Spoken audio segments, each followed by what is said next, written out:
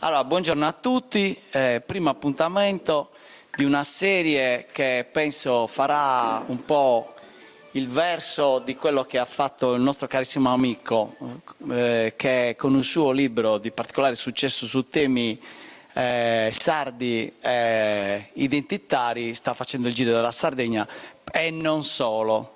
Penso che questo sarà un tema estremamente importante da divulgare non con un appuntamento ma molti appuntamenti direttamente in connessione con i cittadini. Perché questa giornata? Perché questo tema? Io sarò velocissimo, cercherò di moderare, di presentare, di accompagnare questo evento breve ma di contenuti estremamente densi, perché oggi, il 21 maggio, non è una data casuale. Molti non sanno che l'UNESCO già dal 2005 ha proclamato per ogni 21 di maggio di ogni anno la giornata mondiale per la diversità culturale. Questa giornata proclamata dall'UNESCO, che ovviamente è sostenuta da una dichiarazione universale sottoscritta da quasi tutti i paesi del mondo, contiene alcuni concetti che sono veramente utili a spiegare questa iniziativa, perché è proprio uno di quei casi in cui la diversità assume un carattere di universalità e troppo spesso il problema allora, ok, scusate perché mi scuso perché in effetti non avevo ancora inserito il microfono agli ospiti collegati in videoconferenza. Ora dicevo, il concetto di diversità culturale dell'UNESCO è un concetto universale che ben si sposa con l'idea di una difesa dell'identità dei popoli, che però si inserisca in un'idea appunto universale, non di difesa e distinzione nel senso di isolazionismo o suprematismo, o in un'accezione che oggi va purtroppo di moda, sovranismo nel senso delettero del termine, ma una distinzione che io richiamerei un po' in quello che è il concetto elvetico dell'unità delle diversità. Oggi la Sardegna si candida a un nuovo ruolo all'interno dei rapporti con la Repubblica Italiana in nome di una diversità che è un valore che riconosce come pari dignità ad ogni popolo, sia italico, sia europeo, sia esso mondiale. Questo è fondamentale per capire perché oggi si parla di federalismo e della necessità della Sardegna di dotarsi di una carta de logu che superi un totalmente inadeguato statuto della regione autonoma della Sardegna, che ha ampiamente dimostrato in 70 anni di storia di non essere capace di dare ai sardi quel livello di autodeterminazione che gli consente di elaborare un modello che non è solo un modello giuridico, tengo a dire anche questo, non è solo un modello di principio, ma soprattutto un modello economico, perché un'isola in mezzo al Mediterraneo ha enormi potenzialità, come la storia ha insegnato in passato, di sviluppo, ma se questo territorio vive invece come periferia, non ha gli strumenti per trasformare la propria posizione geopolitica e geografica in una opportunità.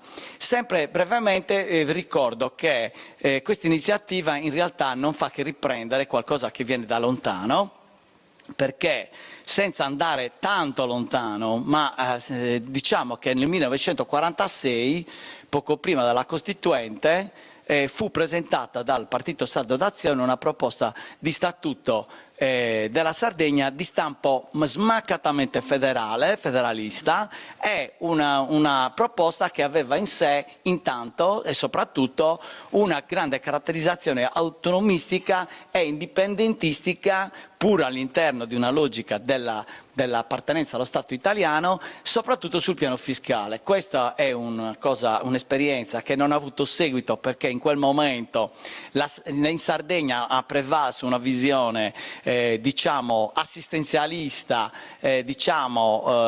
legata a una logica di dipendenza anche economica, e che non ha fatto invece prevalere pensieri come quelli di Simon Mossa o Bellieni, che in molti conoscono, e non solo loro. Potrei citarne molti altri che hanno avuto in passato una visione della Sardegna che non era solo esclusivamente rivendicazionista, ma che di proposizione di un modello vincente, capace di creare uno sviluppo che il professor Sasso nel 90 chiamava endogeno, quello che inseguiamo da tanti anni, che tutti i piani di industrializzazione non sono riusciti a ottenere, a raggiungere, e che tutti gli economisti hanno sempre detto essere possibile solo attraverso un modello che parte dal basso. Ora, la nostra proposta non è solo una proposta di tipo istituzionale e giuridica, la nostra proposta è una proposta che mira a dare alla Sardegna gli strumenti per poter accedere a un'elaborazione di modelli che siano capaci di portarla verso il terzo millennio con modelli di sviluppo possibili, concreti e vincenti. Detto questo, non mi dilungo oltre, ritengo doveroso dare brevemente la parola al sindaco di Macomer per un breve saluto, anche nello spirito, diciamo, che ci contraddistingue, cioè questa non è una proposta legata a un gruppo specifico. La nostra è un'associazione, si chiama Associazione Sardegna Stato Federale, ma l'obiettivo certamente non è quello di chiuderci in una riserva, anzi di aprirci ad ogni apporto, considerazione. Questo è un progetto in movimento che speriamo possa raccogliere suggerimenti e miglioramenti. Prego. Sì. Grazie Gavino. Il tema di oggi è particolarmente intrigante, avrebbe meritato una platea ben più ampia, ma verrà sicuramente diffuso nei social. Intrigante, importante e strategico per lo sviluppo della nostra isola. Oggi più che mai è importante ragionare sul nuovo assetto istituzionale per la nostra isola. Hai detto giustamente, facciamo parte della Repubblica Italiana, ma abbiamo anche le caratteristiche, questo lo dico io, per essere una nazione. Ragioni storiche, ragioni culturali, ragioni geografiche, economiche. Abbiamo tante ragioni per essere definiti nazione sarda, ma questo non viene capito dalla maggior parte dei sardi. Immaginiamoci se lo possono capire i fratelli italiani. E allora un dibattito di sensibilizzazione, partendo anche dalla proposta di un modello, non può che tener conto di tre aspetti: di un autonomismo che, dobbiamo dirlo, non ha dato le risposte necessarie in termini di sviluppo alla nostra regione, di un indipendentismo che non viene capito, che viene scambiato per separatismo e che ci espone anche, diciamoci la verità, diciamo come stanno le cose, anche alla ritorsione di alcuni poteri dello Stato. E parliamo allora di un federalismo che ha ancora più senso oggi nell'Europa che stiamo vivendo. Pensiamo che da Maastricht sono passati 30 anni. I 12 Stati che componevano la Comunità Europea sono diventati 27. E oggi le esigenze di un'Europa unita sono ancora più sentite, ancora più oggi in questo momento di crisi dove sono necessarie politiche estere comuni, ma anche politiche di difesa comuni. Dobbiamo avere il nostro peso, non possiamo essere sempre in balia dalle grandi potenze. Con questo non voglio dire che rinneghiamo la NATO, ma non voglio nemmeno dire che dobbiamo cullarci sulle braccia del presidente americano di turno. Abbiamo il nostro patrimonio storico, culturale, politico, libertario e anche i nostri modelli di sviluppo. Perché la Sardegna oggi ha bisogno di trovarsi all'interno di un'Europa unita? Io sono un europeista convinto.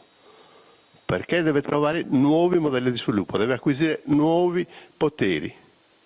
Ce lo siamo detti fino alla nausea. Alcuni obiettivi che la Sardegna deve raggiungere per il suo sviluppo sono in concorrenza con alcuni obiettivi dello Stato italiano. E noi dobbiamo trovare un modello nuovo. Dobbiamo sederci in Europa con un altro ruolo, con un altro titolo. Le proposte fatte in passato sono fallite, però le iniziative come questa servono a sensibilizzare le teste e gli animi dei sardi. Sarà un percorso lungo, sarà un percorso difficile, ma vale la pena farlo, magari ritrovando anche l'unità di chi la pensa in un certo modo. Grazie. Ringrazio il Sindaco. E cercheremo di essere concreti e andare avanti secondo un programma che è abbastanza veloce, perché l'obiettivo è quello di presentare una proposta che ha assoluta concretezza e chiarezza. Quindi a questo punto io darei la parola al professor Melis, che è in collegamento da Bruxelles, non perché voglia fare, non è un colpo di teatro, è là per lavoro e per fortuna le nuove tecnologie ci consentono di non ritardare o stravolgere il programma, il cronoprogramma che ci eravamo dati come associazione. Quindi senza indugi cedo la parola a professor Melis, che accoglierei anche con un piccolo applauso per il lavoro che ha fatto. Buongiorno a tutti, grazie. Sono molto contento di partecipare a questo incontro. Piuttosto mi arriva il feedback dalla mia voce e non è particolarmente gradevole. Se potete rimediare vi ringrazio. Non c'è il microfono. Il feedback oppure io...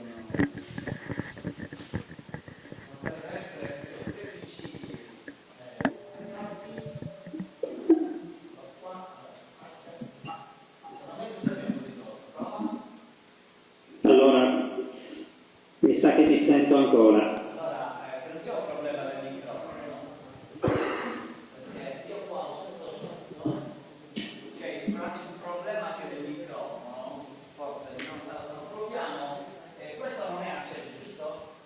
Questo è acceso. Ecco, allora bisogna togliere questo. Prova adesso. Eccomi qua, sì, adesso non mi arriva di nuovo la voce. Allora, grazie, è un piacere essere con voi, seppure a distanza. Le parole di chi mi ha preceduto sembrano, come dire, essere un po' profetiche per parlare appunto del rapporto tra Sardegna e altre istituzioni. In realtà mi arriva ancora il ritorno, avete pazienza, perché forse tutti il microfono.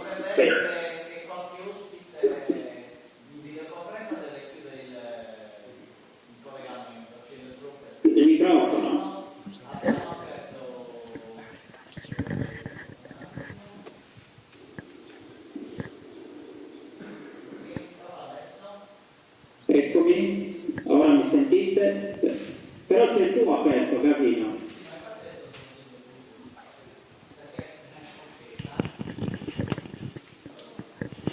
Allora, ci siamo?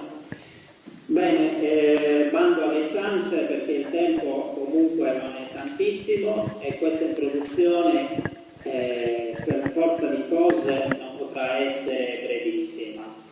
Come ho strutturato la presentazione insieme agli amici con cui abbiamo lavorato durante questo tempo di preparazione. In realtà tutto nasce quasi casualmente e chiaramente questa narrazione risente questa parte della mia esperienza. Io ho ricevuto una telefonata da Carlo Sanna, che è presente in aula con voi e che poi interverrà dopo di me, con la quale mi chiedeva se avessi avuto piacere a partecipare a delle riunioni con un gruppo di persone dove si doveva parlare di Sardegna, di federalismo e così via discorrendo. Accettai con molto piacere l'invito e subito dopo, nel mese di maggio, Gavino organizzò degli incontri invitando tutta una serie di persone. Io ho visto gli indirizzi email di donne e uomini presenti in quella chiamata e nel rendicontare anche i risultati della prima riunione alla quale per la verità non parteciparono più di una decina di persone. Da lì in poi, come vedete, gli incontri tutti online sono proseguiti con sempre meno persone fino ad arrivare ai 5-6 che concretamente hanno lavorato negli ultimi mesi per definire quanto oggi vi stiamo presentando e che è semplicemente uno stato dell'arte del lavoro compiuto finora, che non è concluso ma vuole essere invece soltanto l'inizio di un dialogo il più aperto possibile, il più coinvolgente possibile, perché per arrivare a ridefinire uno statuto non basta la volontà, l'intelligenza, la lungimiranza di poche persone. È necessario costituire una massa critica che non può essere di più persone, di tante più persone possibili. E chi siamo, cosa vogliamo e a chi ci rivolgiamo? Come vedete qui ci sono i nominativi, c'è Massimo Bacciu, collegato anche lui online, c'è Camillo Gosa, c'è Gavino, ci sono io, Renato Urru, Carlo Sanna e Giovanni Scano. Sostanzialmente non ci siamo costituiti in maniera formale, siamo il risultato di quell'azione che vi ho raccontato poco fa e con i quali, pur nelle nostre differenze, perché tra ciascuno di noi le differenze esistono, in taluni casi sono importanti, però siamo stati animati da un'idea che condividiamo, e cioè l'idea di Sardegna che vive nel presente, senza dimenticare il passato, ma non agitandosi sul passato, non piangendosi sul passato, non rimestando il passato e tutto ciò che poteva essere e non è stato, ma invece è un gruppo di persone, una libera associazione di persone che vuole guardare al futuro, ispirandosi a quei valori che oggi nel mondo moderno la maggior parte delle persone al mondo vorrebbe conquistare. Quindi i valori che ci guidano sono quelli della pace, quindi della convivenza pacifica tra popoli diversi. Si è fatto cenno alla diversità è una ricchezza, la diversità è un arricchimento reciproco, qualora la si rispetti e qualora ogni diversità si consideri un elemento di valore. Nel contempo la libertà. Del resto la diversità può essere rispettata nel momento in cui si riconosce la libertà a ciascuno di essere quello che desidera essere, quello che vuole essere. E nello stesso tempo condividiamo i valori di uno sviluppo economico che avvenga nel rispetto dell'equità sociale. Sviluppo economico non significa, e ci sono ormai fior di contributi nella letteratura scientifica rispetto al fatto che non è vero che se uno vince ci deve essere un altro che perde. Lo sviluppo economico, se avviene nel rispetto dell'equità sociale, può permettere a tutti quanti di soddisfare le proprie ambizioni di raggiungimento di un'indipendenza economica, quindi di non dipendere da altri rispetto alla possibilità di poter godere delle risorse e del proprio sostentamento vitale. E nello stesso tempo della tutela e valorizzazione dell'ecosistema. Un approccio ecosistemico significa rispettare la vita in tutte le sue forme. Quindi significa che dobbiamo abbandonare la prospettiva antropocentrica che ha caratterizzato tutte le teorie dello sviluppo fino ad oggi. E teorie che vedevano il primato dell'uomo su ogni altro essere vivente.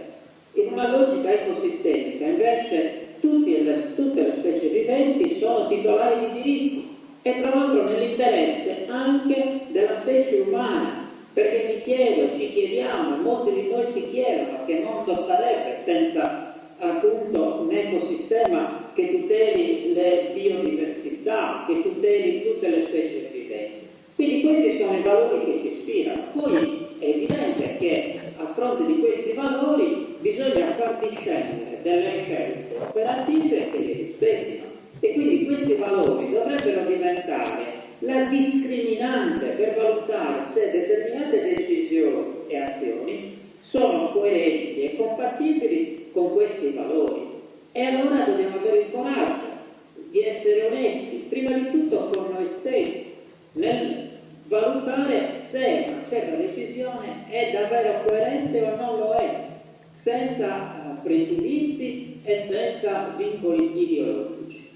Nel contempo, questo gruppo di persone che qui vedete limitato a 7 vuole allargarsi quanto più possibile, dove l'allargamento chiaramente non è da intendersi nel senso di un'adesione acritica a ciò che finora è stato fatto.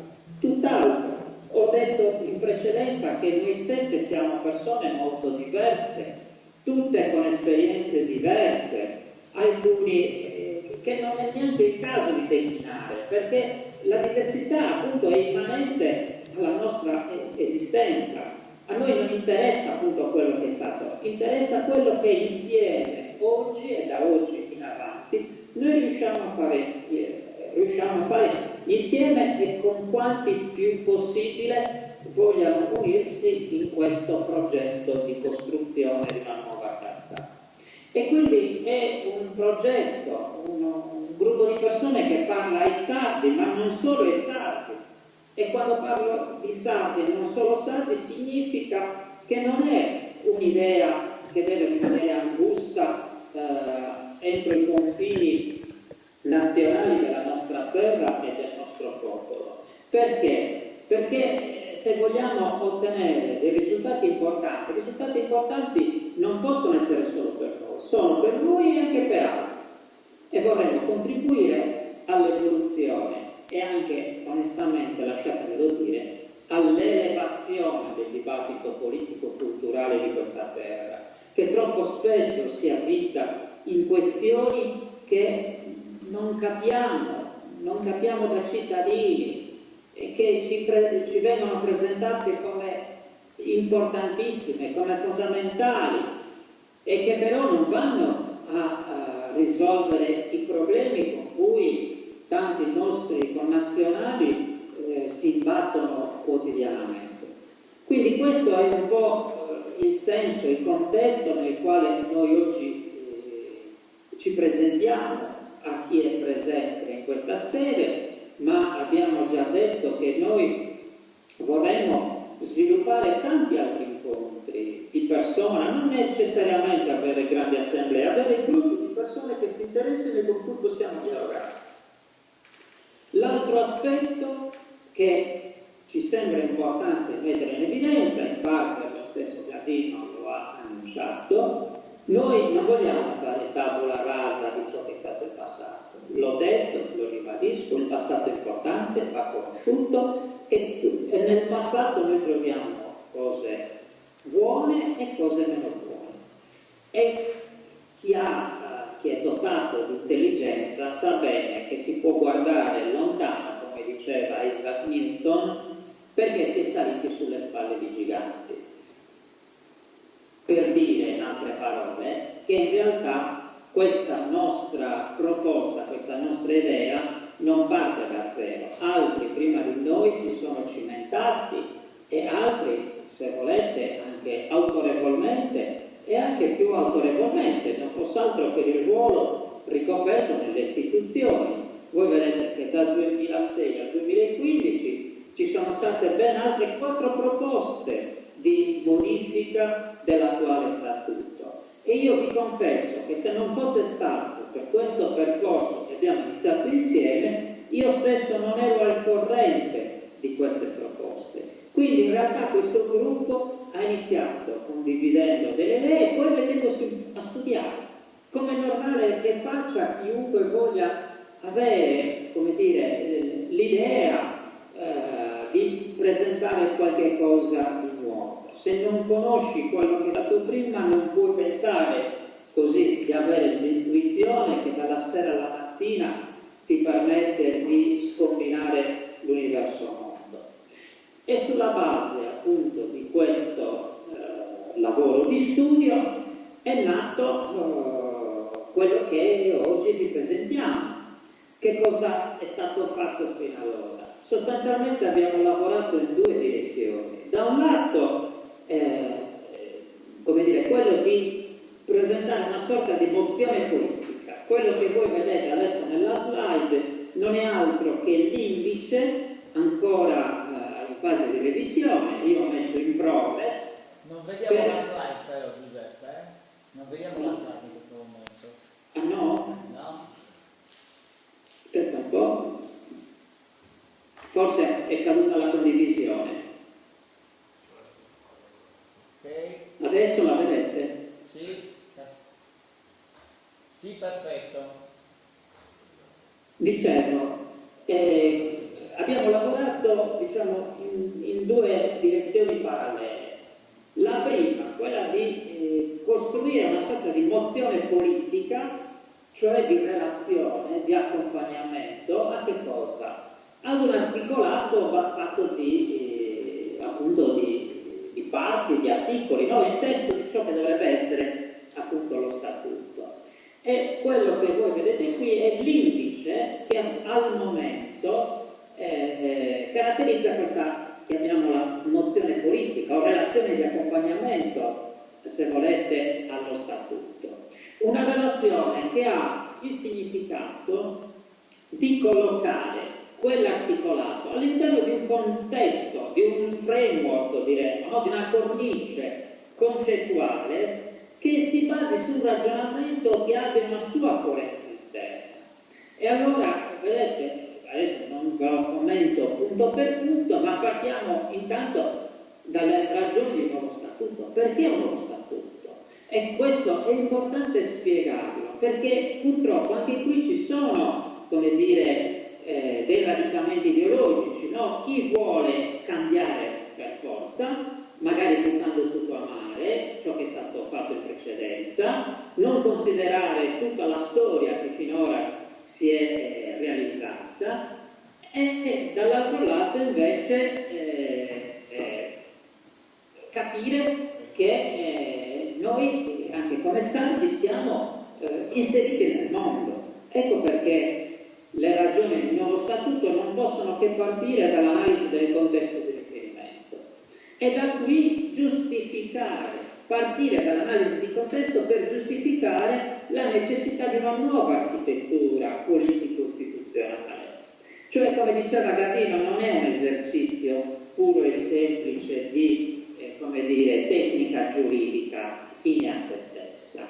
Non ci interessa, io personalmente non sono interessato, ma gli altri amici condividono questo stesso approccio. Per poi passare a che cosa? Al metodo sistemico come fondamento della costruzione di una nuova architettura politico-istituzionale che sia efficace ed efficiente. Cioè, in sostanza, noi vorremmo essere pragmatici, non vogliamo, come dire, arroccamenti di tipo ideologici, perché purtroppo gli arroccamenti ideologici tracciano spesso delle mura che impediscono il dialogo, tracciano dei confini che separano e non aiutano a trovare soluzioni. Ecco perché il metodo diventa un elemento fondamentale nella costruzione di una nuova architettura. Non è a dire ho ragione io, o hai ragione tu, perché ognuno di noi due può essere più forte dell'altro. Bisogna riportare le persone a ragionare sul metodo, a capire sulla base delle argomentazioni che saremo in grado di proporre circa la necessità di cambiare e la direzione nella quale cambiare. Ecco perché poi il primo paragrafo è la teoria dei sistemi applicata all'organizzazione politica istituzionale. La teoria dei sistemi ha rivoluzionato il mondo della scienza, E perché si è rivoluzionato il mondo della biologia, della medicina, della stessa economia, non può applicarsi all'ambito politico-istituzionale, vista la capacità, attraverso i suoi strumenti concettuali, di traslare, grazie a operazioni di analogia e di metafora, concetti di un campo ad un altro campo. Io non voglio parlare difficile, però nella mia mente ho ben chiaro a cosa sto pensando, ma abbiamo cercato proprio di scriverlo anche nella relazione, perché poi è chiaro che ci deve essere una argomentazione, che non è lunga per essere lunga, per dare sfoggio delle capacità, come dire, di scrittura di chi ha partecipato a questo lavoro, ma perché chiaramente le parole ci servono per tracciare appunto dei significati, per dare significato alle cose. E quindi chiediamo anche uno sforzo, ecco quindi il richiamo prima all'elevazione del dibattito, a non cercare scorciatoie, a fare uno sforzo anche per capire e non semplicemente dire sì o no sulla base di uno spot promozionale che molti fanno. Penso alle interviste che fanno nei TG, sono tutte più o meno impostate nello stesso modo, ma sono degli spot, non hanno un minimo di argomentazione, si chiede alla gente soltanto di aderire o di non aderire.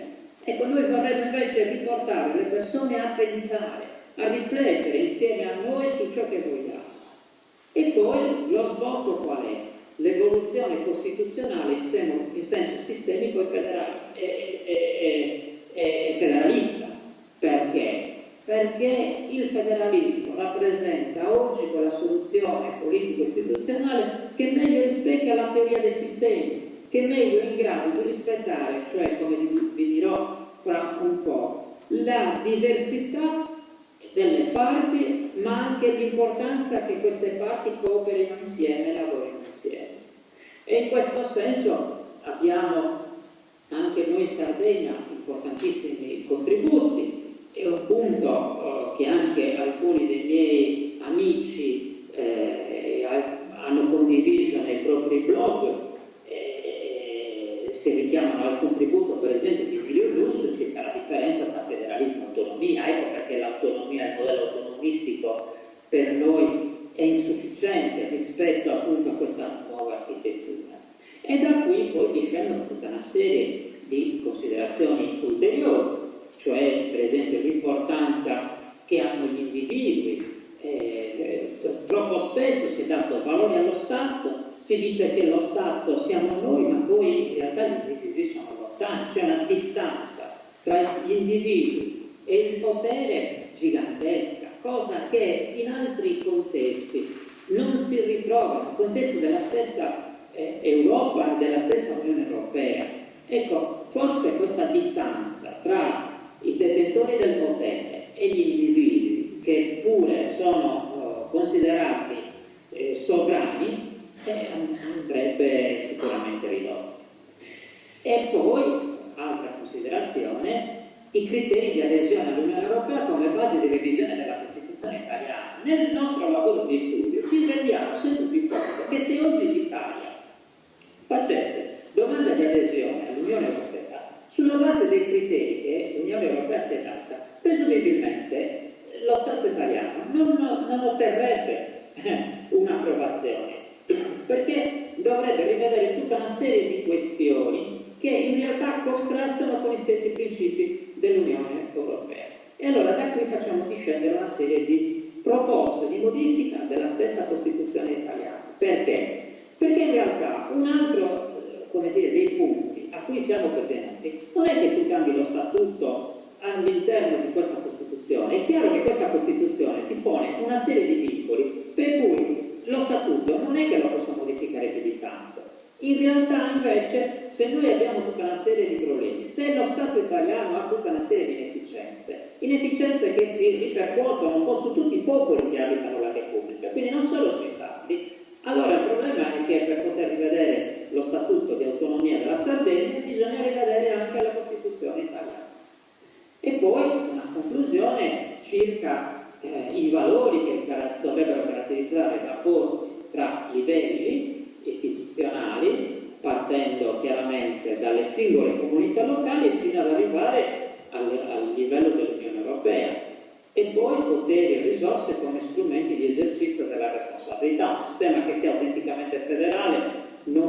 prevedere risorse proprie per ciascun livello istituzionale.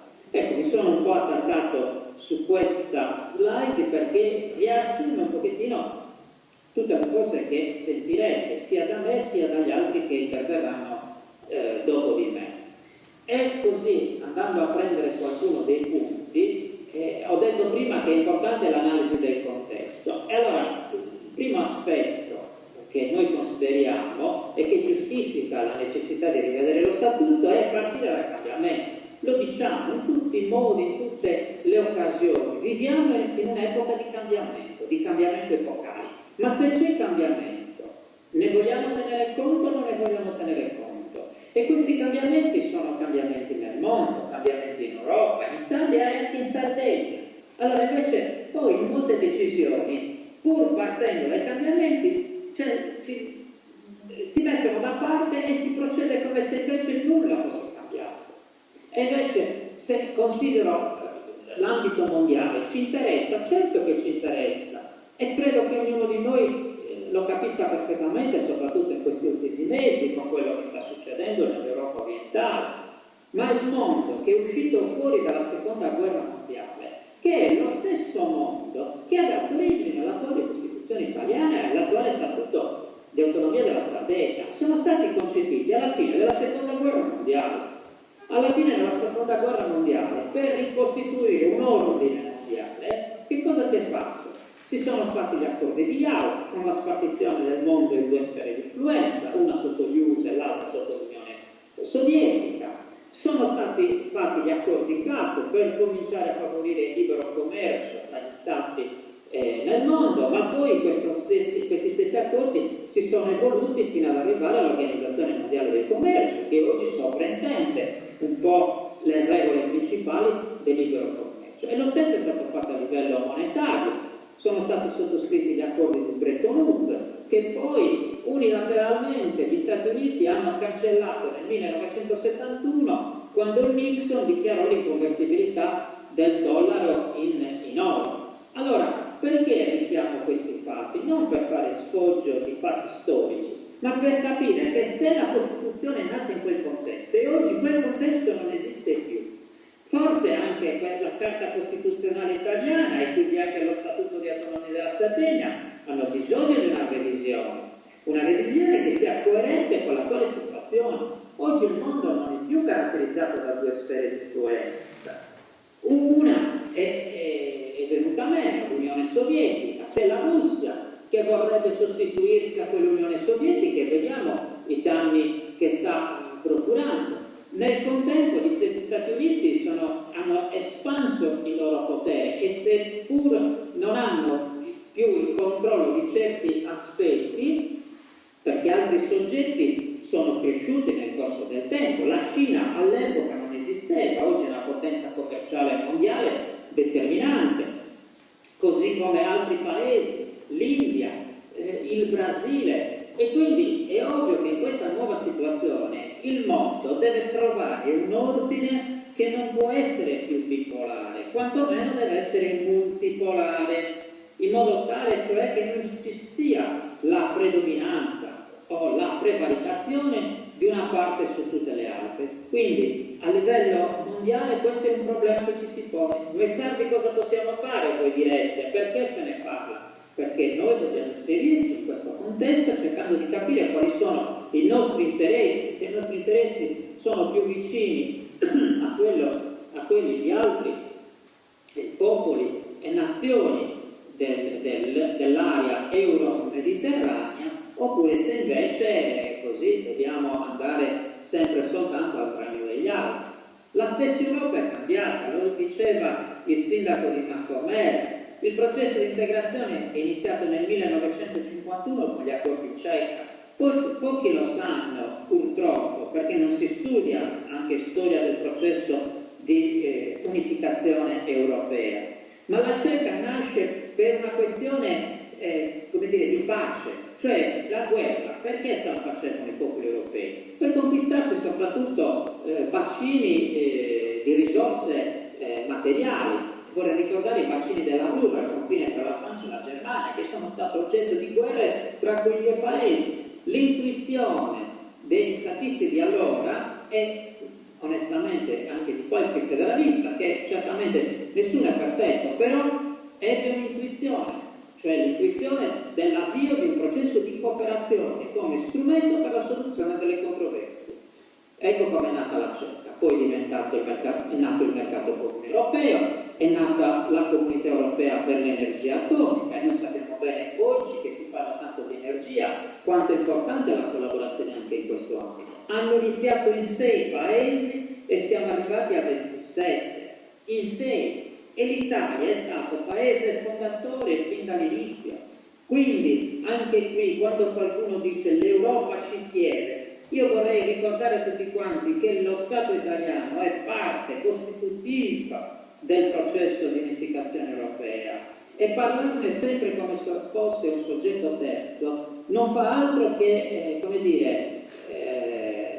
scaricare o voler scaricare le proprie inefficienze, le proprie iniquità su altri soggetti di cui pure si fa parte.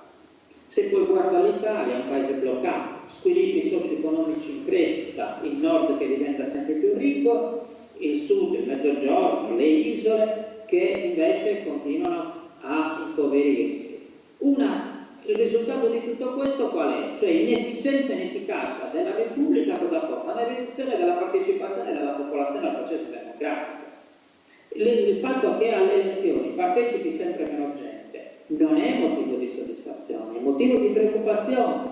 Non solo vuol dire disinteresse, vuol dire sfiducia, vuol dire delusione, e nella sfiducia, nella delusione e nella crisi poi è chiaro che nascono fenomeni di malcontento sociale che chiaramente minano addirittura alla base la convivenza civile.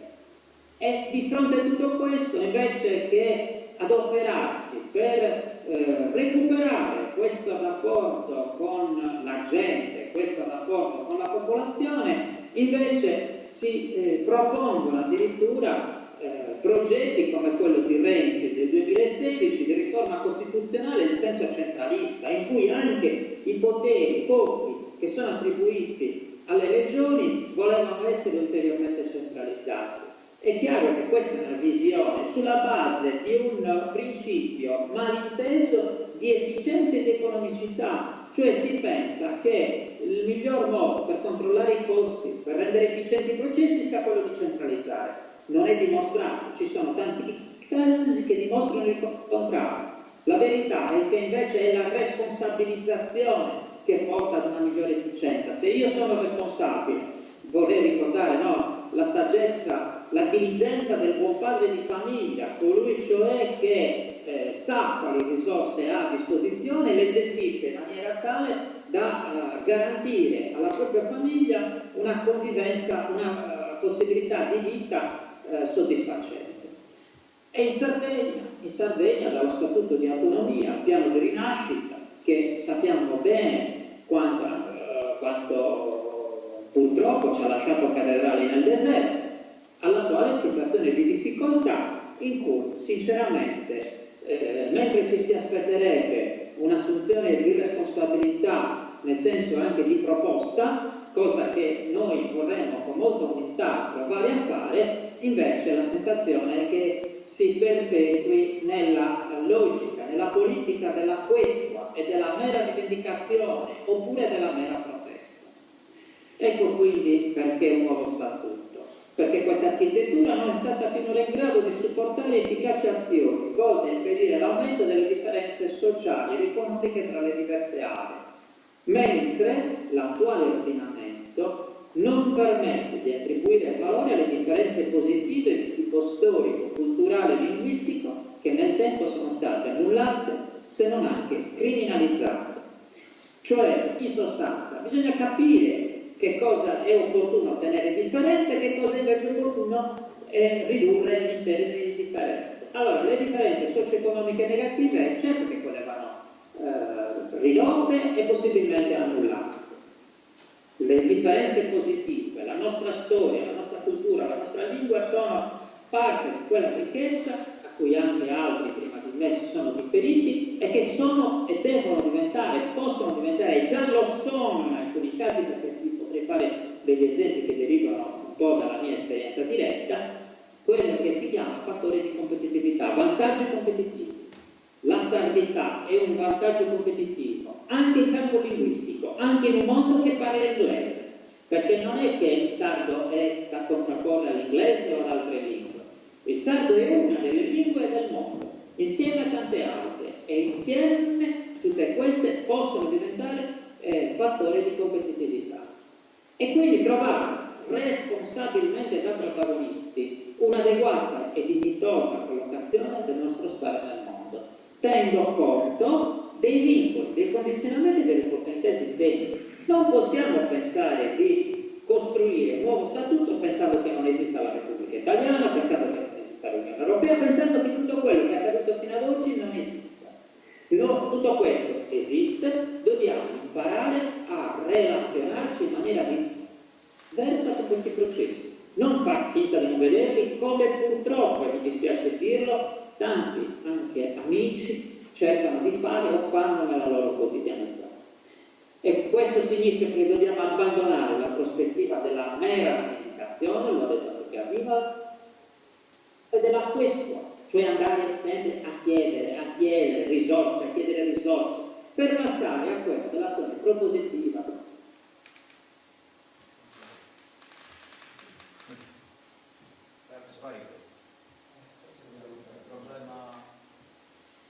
Mi ha avuto un problema purtroppo, secondo me, con un fast web. Troppo. Sì, Di sentire, di leggere, di Qua vedere sì, ok, perfetto. periodo. Ed è per questo motivo che l'adeguamento dell'architettura non riguarda solo i sardi, riguarda altri popoli, riguarda i friulani, riguarda i siciliani. Questo significa che la revisione del nostro statuto passa attraverso una revisione della Carta Costituzionale e quindi noi abbiamo bisogno di trovare consensi rispetto ad una revisione della Carta Costituzionale anche in altri popoli e nazioni della Repubblica Italiana. Una revisione che mantenga saldi i valori e principi che non tramontano e che non devono tramontare, ma che allo stesso tempo sia capace di accogliere istanze represse, se non anche calpestate. Ecco perché non tutto è mica da buttare dalla Costituzione italiana. Saremmo dei folli se ragionassimo così e soprattutto non verremmo ascoltati, perché non saremmo considerati credibili, non saremmo considerati affidabili. Io voglio conquistare, desidero insieme agli altri amici conquistare la fiducia degli altri, dimostrare che siamo credibili attraverso le proposte che facciamo, volte appunto a migliorare la situazione, non a contrapporci rispetto agli altri. Metodo sistemico, la faccio breve perché mi sto rendendo conto che sto andando troppo per le lunghe. Allora, il metodo sistemico è chiaro che mette, se lo si applica come è necessario fare, non può che portarci alla conclusione che questa Carta Costituzionale non va bene. E allora in questa slide voi vedete come i processi che danno luogo ad un sistema che cos'è? Un insieme di parti che condivide comuni obiettivi e insieme lavora per poterli ottenere.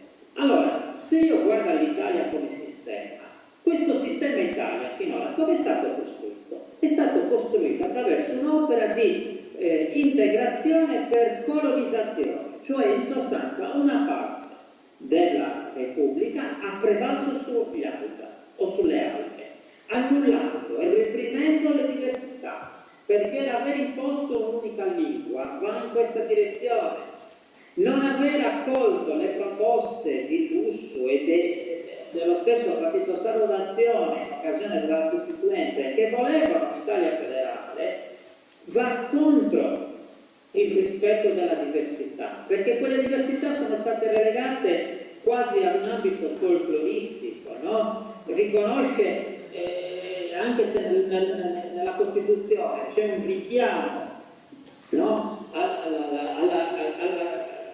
a queste diversità, però è un riconoscimento debole, perché poi nella sostanza invece quello che è avvenuto è quest'opera di integrazione per colonizzazione e siamo in presenza di colonizzazione ogni volta che una parte impone alle altre quello che si deve fare, cioè sono gli altri che hanno detto a noi il tipo di sviluppo che noi volevamo. Certo, qualcuno mi dirà anche con il concorso di tanti sardi, vero, per carità, le cose è difficile farle sempre da soli, devi avere qualcuno dentro quel contesto.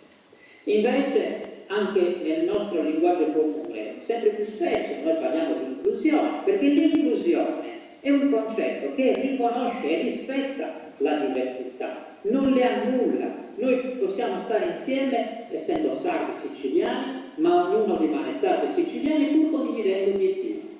E l'inclusione prevede che ogni parte consegui un grado di libertà e indipendenza rispetto alle altre parti e rispetto al sistema per tutto ciò che rimane nelle prerogative esclusive della parte considerata, a partire dall'individuo.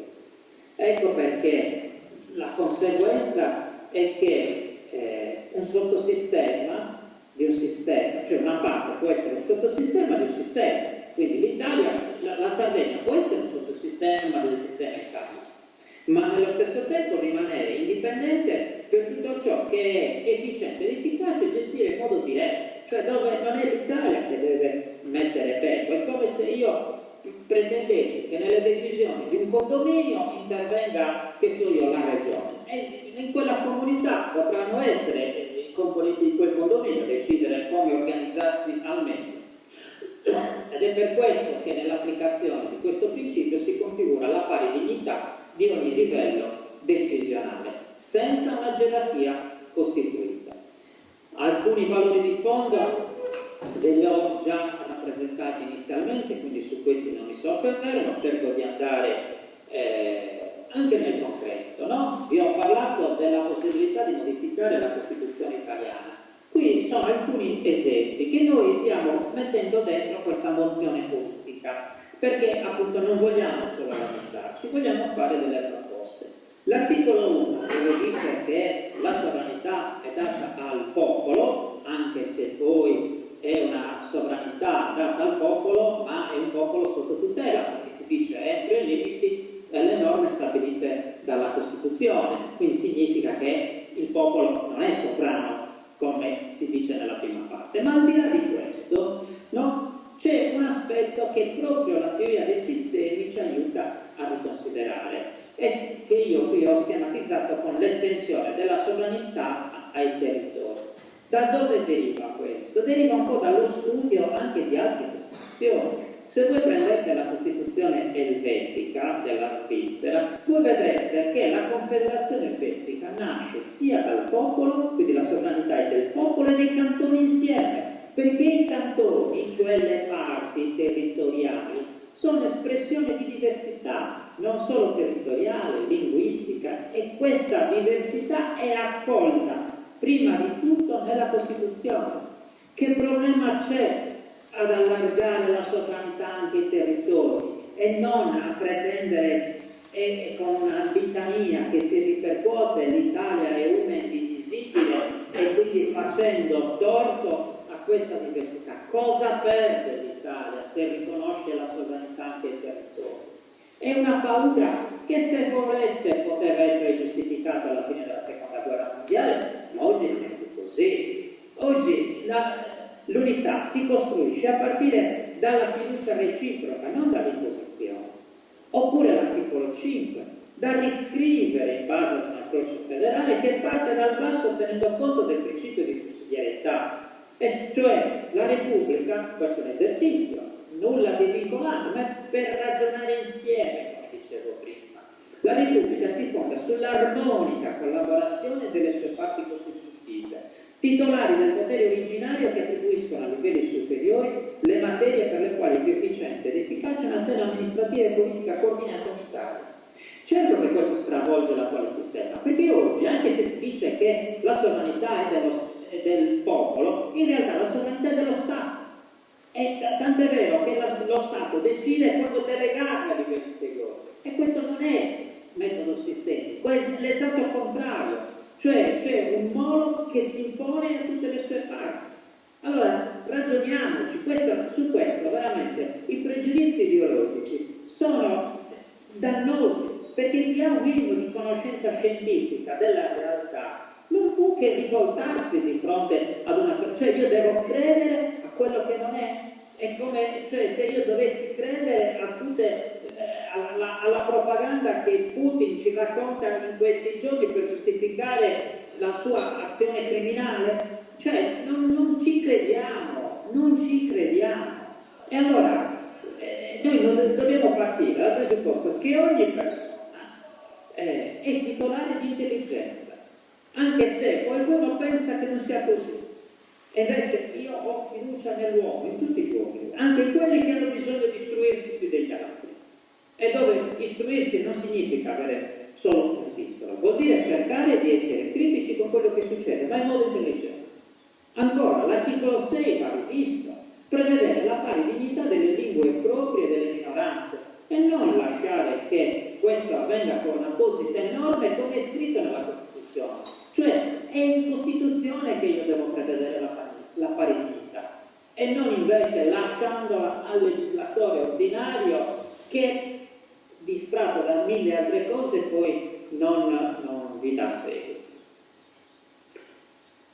Quali sono le conseguenze di tutto ciò? Intanto un ampliamento della partecipazione popolare ai processi decisionali, anche con forme di democrazia diretta. Su questo non mi soffermo perché interverrà Carlo dopo di me. O ancora un sistema fiscale che garantisca ad ogni livello di potere decisionale risorse proprie non derivate.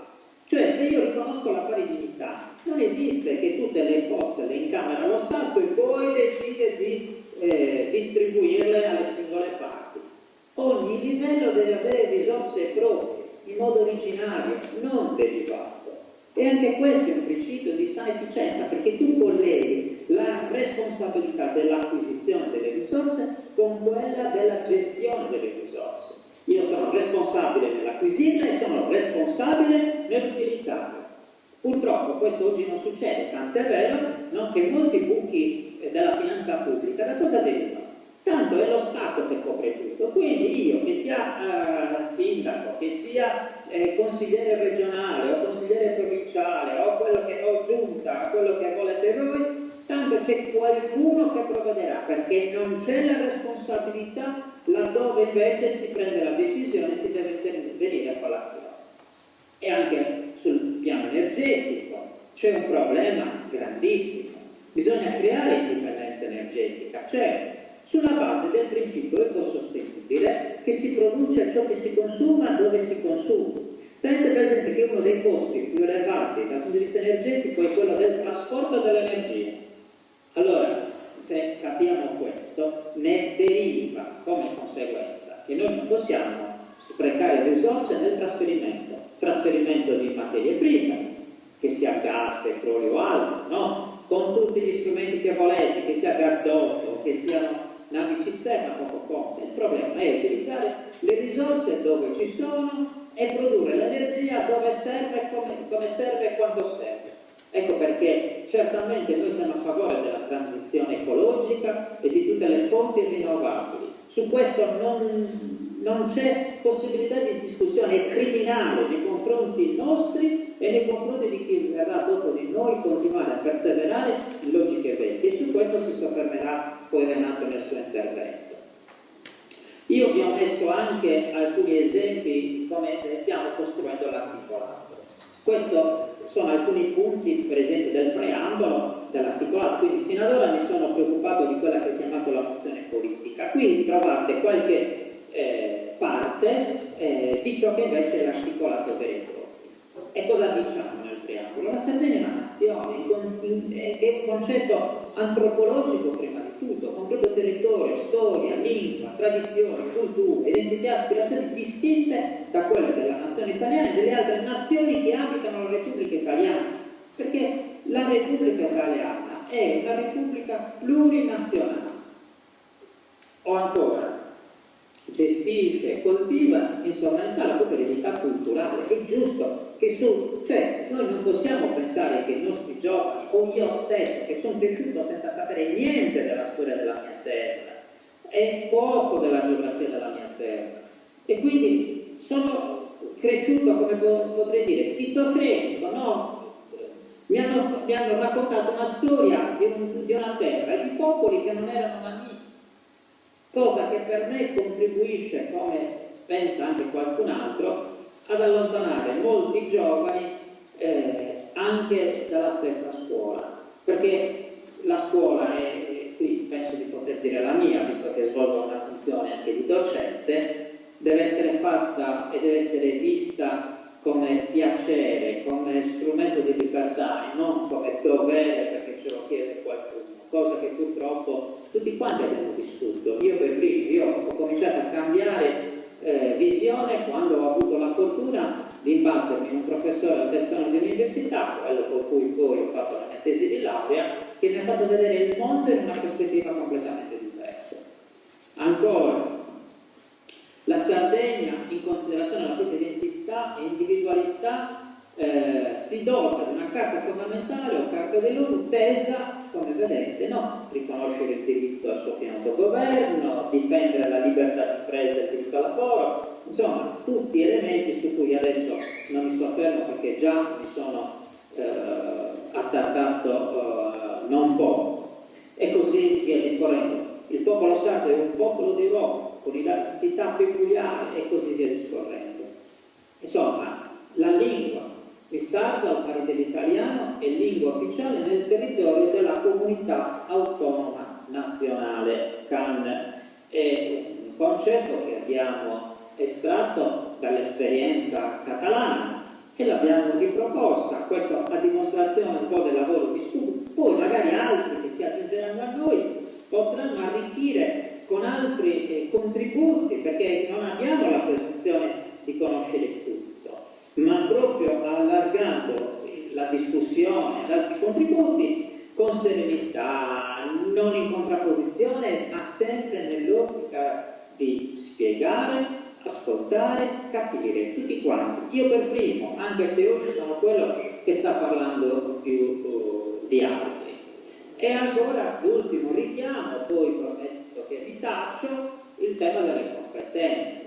La Regione ha esclusiva competenza e potestà legislativa nelle materie di proprio interesse, nel rispetto dei principi della sussidiarietà, che è quel principio, tra l'altro codificato a livello comunitario, e che dice una cosa semplice, no? E che è alla base del fatto che questa Costituzione non va bene. Le decisioni vanno prese a livello decisionale più vicino al cittadino, secondo criteri di efficienza e di efficacia. Quindi significa che il potere non risiede nello Stato, risiede nelle singole comunità. Poi tutto ciò che non è efficiente ed efficace, che coinvolge anche altri popoli, viene attribuito a livelli superiori. È un processo esattamente contrario all'attuale ordinamento dello Stato italiano.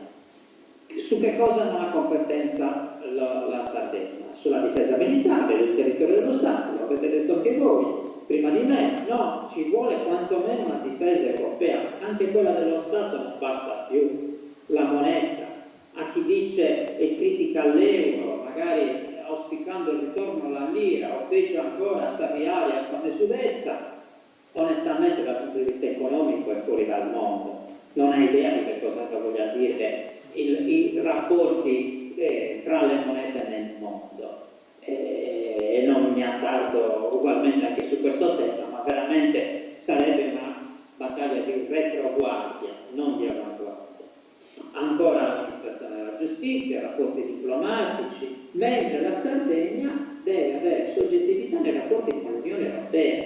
Io oggi mi trovo a Bruxelles, parlavo con un amico che lavora alla DG Agricoltura, è un sardo, e mi diceva anche della sua frustrazione rispetto al fatto che le sue competenze, le sue capacità non sono minimamente considerate dalla Regione Sardegna, che fa le cose prescindendo. Mi raccontava di altri territori che hanno le proprie rappresentanze qui, che fanno lobby nel senso nobile del termine, non che vengono a fare manfrine, che vengono semplicemente a dialogare, a capire come funzionano i regolamenti comunitari, a capire quali sono le procedure per avere accesso alle risorse comunitarie, a capire cosa sarebbe necessario magari per presentare progetti che hanno possibilità di successo. Tutto questo è legittimo, e anche a difendere magari le nostre produzioni. Poi ci lamentiamo che in sede europea vengono prese decisioni, per esempio, che cancellano la nostra diversità e le nostre biodiversità dal punto di vista agricolo, anche dal punto di vista della comunicazione, per esempio le norme sull'etichettatura dei prodotti, cosa che che per noi sarebbe importante, perché quando abbiamo prodotti di qualità, etichettarli in un certo modo, raccontarli nell'etichetta in un certo modo è sinonimo di qualità, di genuinità, tutte cose che il consumatore moderno apprezza e apprezza molto.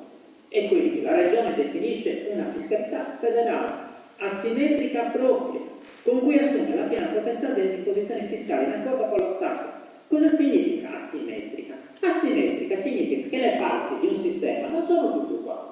E se non sono tutte uguali, come fai, come oggi, ad imporre le stesse norme fiscali alle regioni ricche e alle regioni povere? Cioè nel sistema federale, prendete per esempio quello tedesco, no? Esiste, come dire, la perequazione. Il lender, cioè, hanno risorse proprie, e poi c'è lo Stato federale che ha una cassa di compensazione che utilizza le risorse a beneficio dei territori più svantaggiati.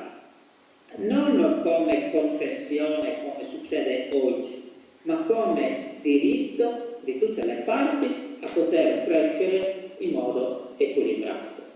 Allora, vi chiedo scusa se mi sono dilungato molto, spero di non avervi annoiato eccessivamente, mentre invece mi piacerebbe molto se fossi riuscito a farvi venire la voglia di unirvi a noi per migliorare il progetto. Lo dico anche a nome degli altri amici con cui abbiamo lavorato finora, perché davvero la squadra è l'elemento vincente, non il singolo leader. Io non credo nei leader, credo invece in gruppi di persone che insieme remano dalla stessa parte, pur nella diversità che, lo ribadisco ancora una volta, esiste, ma quella diversità non deve essere motivo di scontro, come purtroppo lo è stato e lo è fino ad ora. Io vi ringrazio per l'attenzione e davvero speriamo di poter crescere già a partire da stamattina. Grazie a tutti.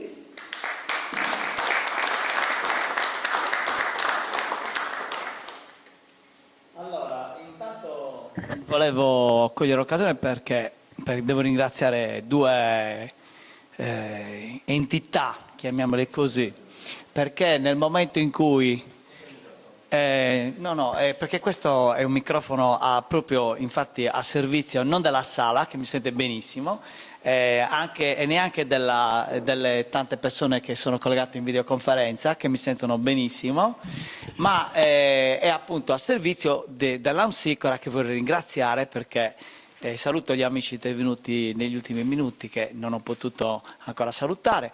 Perché oggi insomma, abbiamo due collaborazioni importanti in questo evento che noi riteniamo molto significativo. Abbiamo il sostegno tecnico da parte della testata giornalistica dell'Amsicora, che sta operando in streaming su Facebook. Questo ci dà la possibilità non solo di poter essere seguiti da persone che non hanno avuto la possibilità di essere presente, del resto anche questo è un segno del nuovo corso sulla sostenibilità ambientale. Ma insomma ci dà la possibilità di avere anche un archivio di un contenuto di così grande importanza.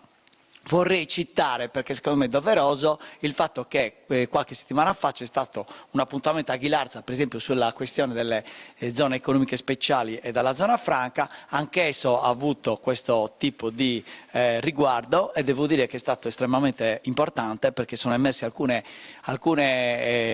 elementi di grande importanza per chi li vorrà recepire, tra le tante il fatto che per esempio l'autorità portuale di Taranto sta già operando in regime di zona franca come estensione della ZES. Questa cosa continuerò a ripeterla perché è una cosa che un nostro caro amico che adesso è in collegamento e penso farà anche un intervento, Mario Carbone, ha sottolineato. Quindi sottolineato come è importante fare questi eventi che sono anche qualificati. Ringrazio anche un'azienda che ci dà un sostegno da un altro punto di vista, che magari non ha la medesima partecipazione perché ancora alcune tecnologie sono piuttosto troppo avanti per noi, ma esiste in questo momento una sala virtuale nel metaverso italiano nella quale è possibile seguire questo evento. Quindi ringrazio Olimant che ci ha dato questa possibilità. Anche questo è un segno di innovazione di una iniziativa che in realtà si pone proprio come iniziativa di innovazione. Detto questo, io passerei la parola a Carlo Sanna, uno dei protagonisti di questa prima parte di costruzione di questa bellissima avventura che spero avrà presto altri sostegni. Prego. Buongiorno a tutti e grazie per essere venuti e anche a chi ci sta ascoltando online. Dunque, io sono uno dei promotori di questo gruppo assieme a Gavino, a Giuseppe, a Massimo, a Camillo. Mi sono occupato in quanto appassionato di teoria del federalismo e tutto quello che riguarda l'idea federale in generale. In questi anni mi sono approcciato a uno studio di quello che è il sistema federale e mi sono appassionato in particolar modo perché io non nasco come indipendentista, ma negli avete di fronte a voi un indipendentista sardo. Magari qua ce ne sono molti, ce ne saranno alcuni all'ascolto, però come indipendentista, perché è importante il federalismo per chi ha una visione indipendentista in generale? Quindi in questo intervento proverò a fare un cenno sul federalismo e sull'importanza nel nostro progetto della democrazia diretta. Quindi federalismo e democrazia diretta come due elementi inscindibili nella nostra visione.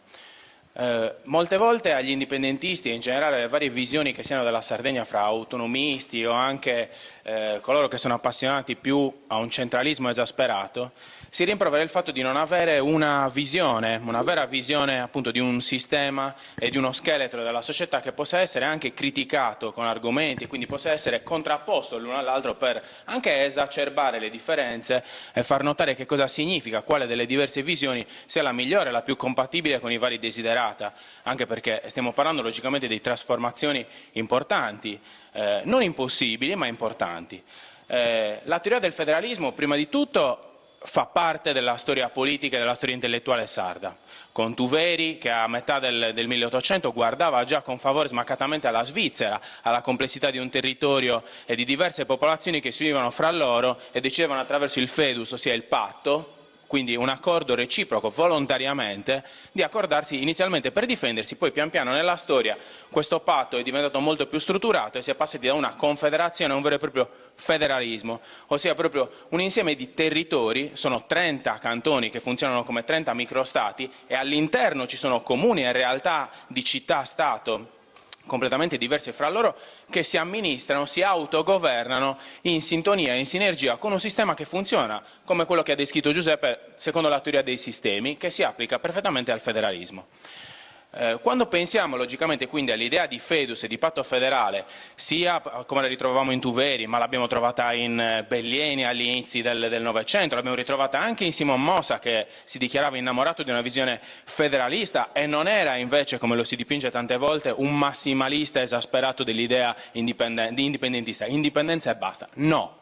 Tutti questi intellettuali avevano in mente un'idea di autogoverno, prima di codificarla in un'idea che fosse, a parte che si usavano i termini allora in maniera completamente diversa come autonomia, indipendenza, erano intercambiabili fra loro. Oggi la scienza politica ha fatto dei passi da gigante, ha studiato gli stati, abbiamo esempi in giro per il mondo che sono in grado, attraverso, come posso dire, un'esperienza empirica, di dimostrarci le differenze sostanziali fra i vari modelli. Quindi possiamo unire invece sia Tuveri, Bellieni e Simon Mosa per arrivare al padre moderno dell'indipendentismo in quello che è un vero e proprio autogoverno, quindi l'autogoverno del federalismo stabilito attraverso il feudus, ossia il patto. Il patto vuol dire una manifestazione espressa di volontà. Volontà. E volontà come la possiamo ottenere? A questo punto entra appunto il discorso sulla democrazia. Volontà e democrazia, cioè che cos'è una democrazia che non si esprime attraverso la manifestazione volontaria dei cittadini? Non ha nessun senso, perché la democrazia, come sappiamo, demos e kratos, è il potere nelle mani del popolo. Quindi, sino a quando la democrazia rimane squisitamente rappresentativa, come nella maggior parte degli stati al mondo, sì, si parla di democrazia formale in questo caso, quindi un'adesione ideale a dei principi democratici, che sono la libertà, le elezioni, è una serie di manifesti, fra virgolette, che possono essere sistematicamente disattesi, eppure lasciano allo Stato o queste organizzazioni in un'idea democratica che però nella realtà non trova un corrispondente. Oggi il termine democrazia viene veramente abusato, cioè si parla democrazia tranquillamente per uno dei paesi più corrotti al mondo, in questi giorni lo stiamo vedendo in guerra per la causa dell'invasione russa, ma l'Ucraina cioè, viene considerata una democrazia alla stregua dell'Italia, dell'Inghilterra, dei vari stati americani. Ora, vi sembra ovvio che non tutte le democrazie sono uguali. Okay? Altrimenti non avrebbe senso che per primo, per dire, lo stesso presidente Zelensky, quando si collega in diretta con il Parlamento svizzero, gli fa una sviolinata incredibile e parla della democrazia svizzera. Quindi, ecco perché noi ci siamo ispirati alla democrazia svizzera, perché la democrazia svizzera, con un alto tasso di volontarietà e di partecipazione dei cittadini, si erge a modello e stacca di gran lunga tutti gli altri stati. Ci sono molte realtà, a dire il vero, nel mondo, come alcuni stati americani, che mantengono appunto un livello di democrazia partecipata importante e soddisfacente. Perché per noi, quindi, pensare federalismo e democrazia deve essere un tutt'uno? Perché prima di tutto non si può considerare la Sardegna come un monolite. Ora non può venire qua un Casteldevio a spiegare alle persone di Macomer come devono amministrare casa loro, ok? E non può venire uno di Macomer da me a spiegare cosa succede da me. Così ugualmente nell'Oristanese, nel Nuorese, nel Guilcer, nel Marghia, ovunque in Sardegna. Esiste un plurinazionalismo italiano? Sicuramente sì, ma io sono convinto che esista un plurinazionalismo sardo. Okay? Perché io giro per la Sardegna e per quanto mi ritrovi a casa mia, parlo con realtà e con persone che vedono, conoscono, interpretano i loro territori in maniera diametralmente opposta, completamente diversa.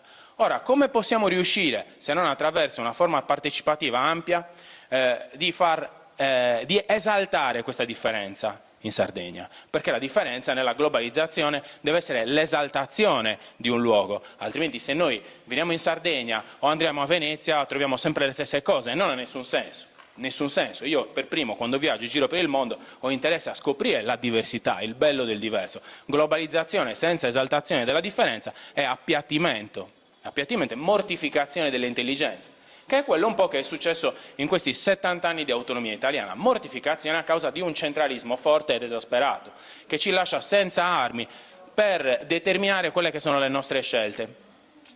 Quindi, affrontando un nuovo statuto, il primo problema è come rinverdire la partecipazione, rinverdire una classe dirigente di riserva e aiutare le varie realtà locali a determinare quelli che sono i loro obiettivi. Sicuramente implementando gli strumenti di democrazia diretta. Io, o perlomeno nel gruppo, non abbiamo individuato altre modalità. Okay? Come possiamo pensare che i nostri giovani imparino, come diceva giustamente Giuseppe e come ricordava anche Gavino, imparino ad andare in Europa a fare del lobbying, a parlare della loro terra, a parlare delle loro realtà, a parlare di meccanismi burocratici che sono molto complicati e che meritano uno studio, una comprensione, capacità che oggi non troviamo. Io come indipendentista, per dire, sarei terrorizzato all'idea domani che fossimo indipendenti. Perché? Perché so bene che non esiste una classe dirigente diffusa che sarebbe in grado di interpretare questo mio afflatto di libertà. Quindi bisognerebbe lavorare con quello che esiste, con l'esistente, come diceva Gianfranco Miglio a proposito del federalismo.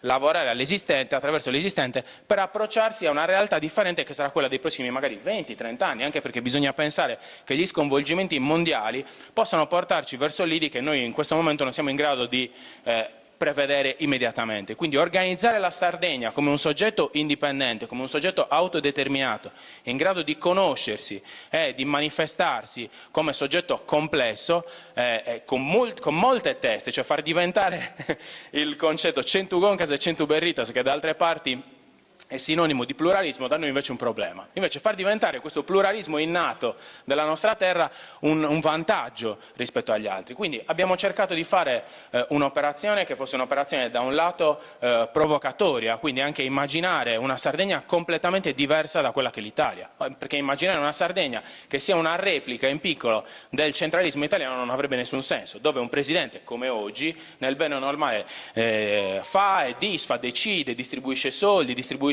non ha nessun senso, almeno per noi che vogliamo immaginare qualcosa di diverso e ci domandiamo come farlo.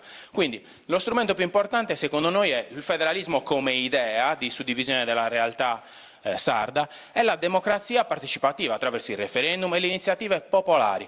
Ora abbiamo la possibilità all'interno dell'ordinamento italiano già di implementare questi due strumenti. Purtroppo la regione Sardegna è molto in ritardo, nonostante abbia molte più competenze rispetto alle altre regioni, è molto in ritardo da questo punto di vista, nell'utilizzo dei referendum e dell'iniziativa popolare. Questo perché, lo capiamo benissimo, non possiamo sottrarci a una critica che è ovvia, cioè ampliare e liberalizzare la democrazia significa immancabilmente ridurre il potere dei partiti politici. Quindi chiedere ai partiti politici di sacrificare questa loro libertà in ragione dei nostri diritti mi sembra quasi un'utopia. Quindi la spinta a una democrazia partecipata e a delle istanze popolari e all'emersione delle nostre capacità deve provenire sia da politici illuminati che si riconoscono in questo progetto per le generazioni future, ma logicamente da noi che siamo soggetti non terzi ed imparziali, ma siamo soggetti anzi in gioco, però purtroppo privati del nostro potere.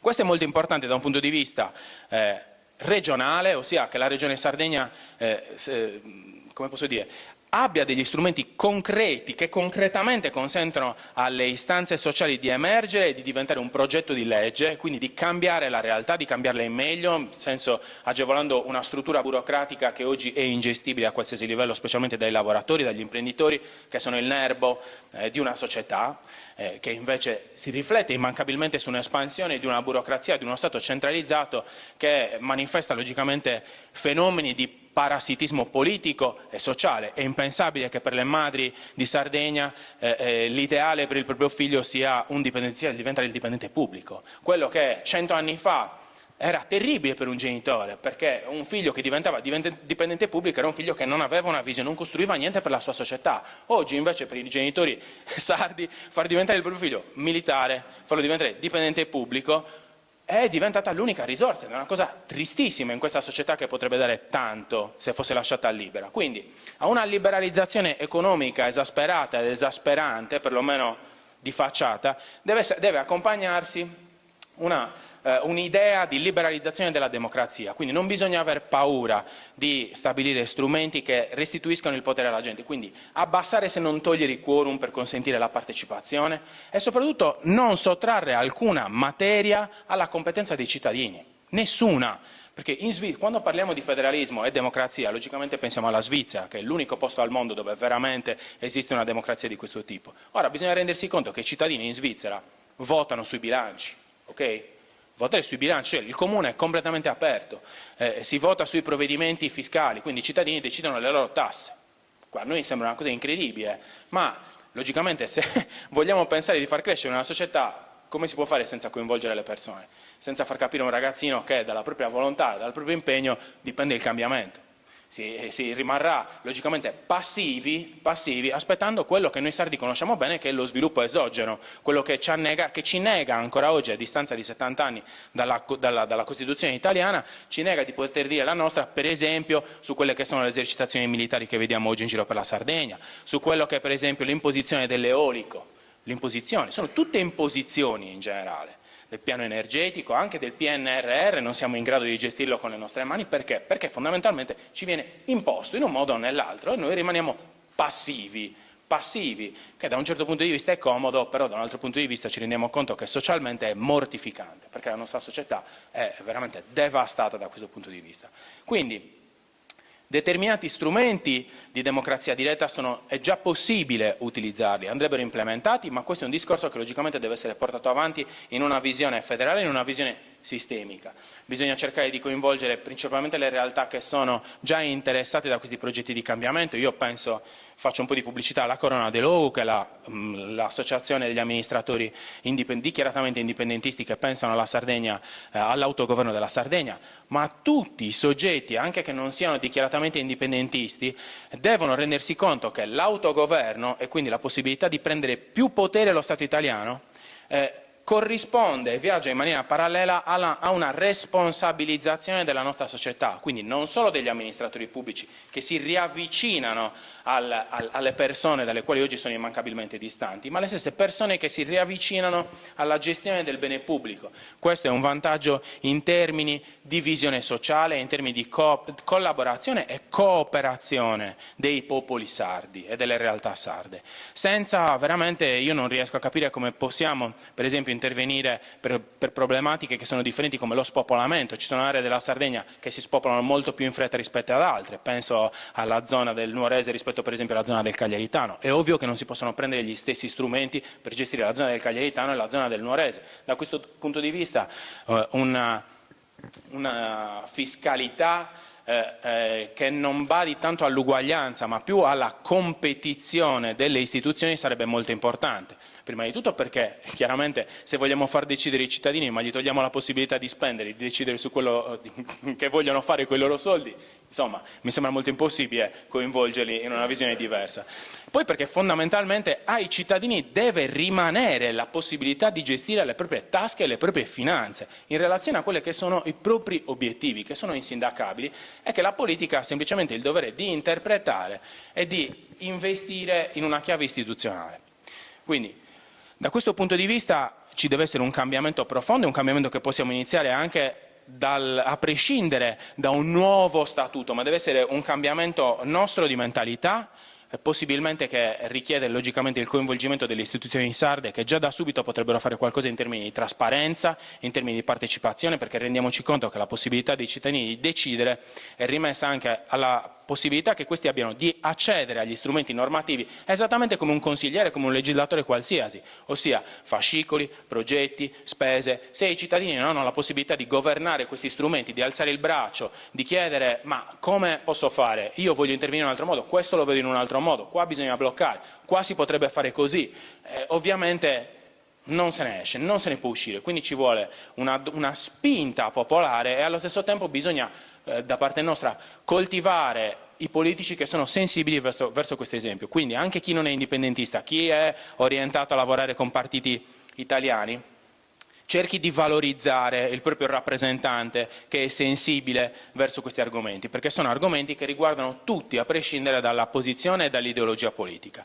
Ora, solo un cenno per quanto riguarda la partecipazione. Nel 2002 la più grande associazione di imprenditori svizzeri, che è un cappello, un mantello dell'economia svizzera, si è dichiarata totalmente a favore della democrazia diretta, ma non per altro, perché i comuni dove i cittadini partecipano hanno delle performance in termini di appunto amministrazione che sono notevolissime. Io penso, ci sono i dati, li trovate tutti nell'istituto, se poi qualcuno è interessato posso fornire link e dati, penso a una serie di percentuali. Allora, se non ricordo male, il 30% di spesa inferiore della Tari in ogni comune per i comuni appunto dove è possibile per i cittadini partecipare attivamente alla definizione delle politiche. C'è un 20% di evasione fiscale in meno nei comuni appunto dove il fisco è aperto alle intesa con i cittadini. Ma perché? Semplicemente perché se io ho la possibilità di determinare quelle che sono le spese che voglio sostenere, sono più portato a sostenerle invece che nascondermi e scappare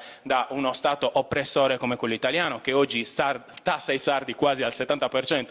Fra un mese, 19-21 luglio, i sardi finiscono di pagare le tasse allo Stato italiano.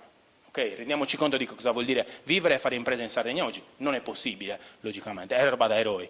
E poi per quanto riguarda in generale i bilanci, che sono in positivo di oltre il 20% rispetto a tutti gli altri comuni in Svizzera che invece impediscono ai cittadini. Logicamente questi impedimenti e queste decisioni, ripeto, spettano ai cittadini, non possiamo aspettare che i politici ce le concedano, perché rimaniamo sempre nell'ambito della devoluzione.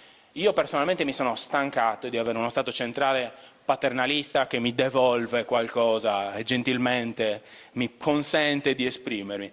Invece il principio di sussidiarietà è importante perché dice l'esatto opposto. Non c'è nessuna devoluzione, il potere è nostro, ci spetta di diritto, abbiamo bisogno degli strumenti concreti per fare quello che ci va di fare in termini positivi, logicamente, e in termini di costruzione sociale. Ed è arrivato il momento di darsi da fare. È per questo che il nostro gruppo sta cercando di attivarsi, porteremo avanti il progetto, lo definiremo con tutti quelli che hanno voglia di partecipare. Ci auguriamo che tutti quelli che partecipano possano condividere appunto strenuamente questi principi che sono federalismo, sussidiarietà e democrazia diretta. Vi ringrazio.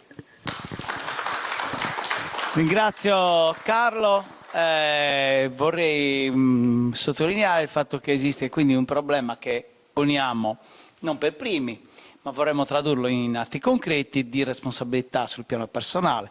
Il federalismo è un concetto che spinge le persone a una responsabilizzazione, quindi fine della questione a Roma, è presa di coscienza che noi abbiamo una consapevolezza da acquisire e anche la responsabilità di assumere decisioni. E a proposito di responsabilità e importanza delle persone, la differenza la fanno sempre le persone. Anche questa biblioteca è aperta e vorrei ringraziare Franca e Claudia. Oggi è il loro giorno libero, però quando si ritengono gli appuntamenti importanti loro si sacrificano e sono qua e ci hanno consentito di poter svolgere questo evento. Ne ho dimenticato un pezzo, mi devo scusare. Ovviamente poi Claudia e Franca non sono le sole, però ovviamente io mi devo scusare. La biblioteca è fatta di un gruppo di persone ovviamente che collabora da tanti anni, persone affiatatissime che hanno sempre dimostrato una grande attenzione per la cultura e una grande disponibilità verso tutte le iniziative delle persone che come noi si impegnano nel sociale e nella politica. Detto questo, do la parola a Renato Orru.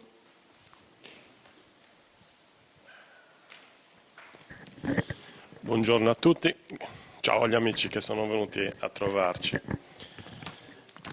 Io ho un compito un po' complesso, mi è stato dato un argomento dagli amici dell'associazione e mi sono subito preoccupato perché dovrei parlare di indipendenza energetica all'indipendenza politica.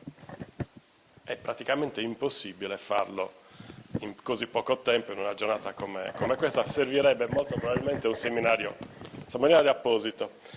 Quindi ho pensato di fare una cosa di questo tipo. Intanto mi sono cambiato il titolo e quindi farò il contrario. Parleremo dalla dipendenza politica all'indipendenza energetica. Questo ci stringe moltissimo i tempi, soprattutto poi mi sono obbligato a stare in 3 foglietti, così non vi tedio ed evito soprattutto di uscire dal seminato di un argomento, quello dell'energia, che proprio in questi giorni tra l'altro ci sta portando a situazioni particolarissime. Partirei subito da un punto fondamentale. La Sardegna non ha soggettività politica, praticamente quasi in nessun campo. Non parliamo poi di quello energetico dove elementi come Enel, Terna, Governo e altri operatori che si stanno occupando ci chiudono in condizioni tremende. Diciamo che lo stesso Statuto Sardo ci ricorda che siamo speciali. Ecco, quando sento il termine speciale io mi ricordo un po' la situazione di persona un po' bloccata, che non può fare esattamente quello che vuole. Subiamo quindi passivamente una dipendenza energetica. E non da oggi. Se ricordiamo cosa è successo con i primi piani di rinascita, lo Stato italiano ha pensato bene di dimenticarsi che forse la cosa più importante da noi non serviva, che era il gas. Il gas negli anni 60 poteva essere una soluzione economica. Non si è solo dimenticato di darci gas, si è anche dimenticato di parametrare i costi energetici e sicuramente anche quelli fiscali. Sarebbe bello un giorno prendersi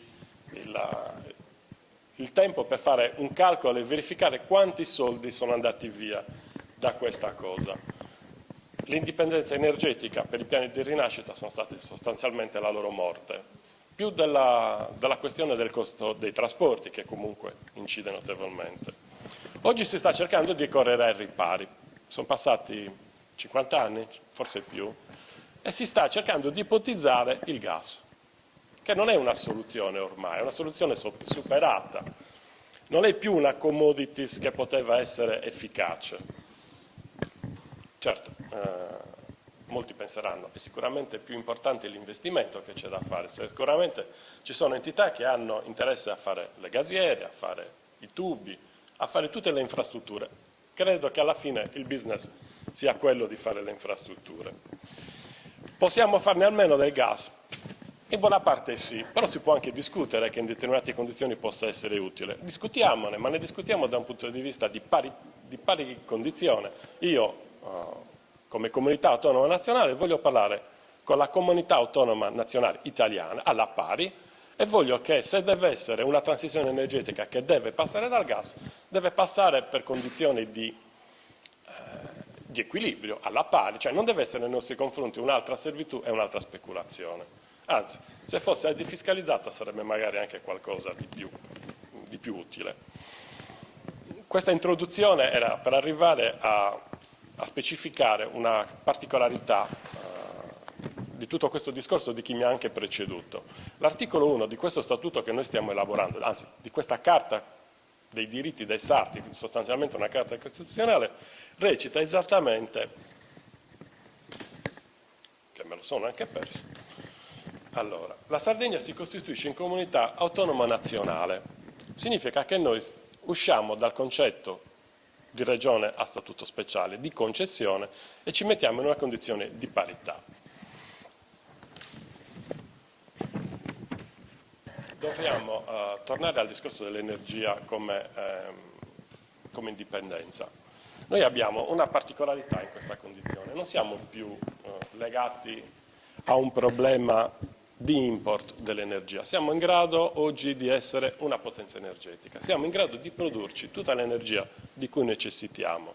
Già oggi, e i dati sono di Terna, ci dice che le nostre produzioni di energia da rinnovabili copre sostanzialmente quasi l'intero consumo.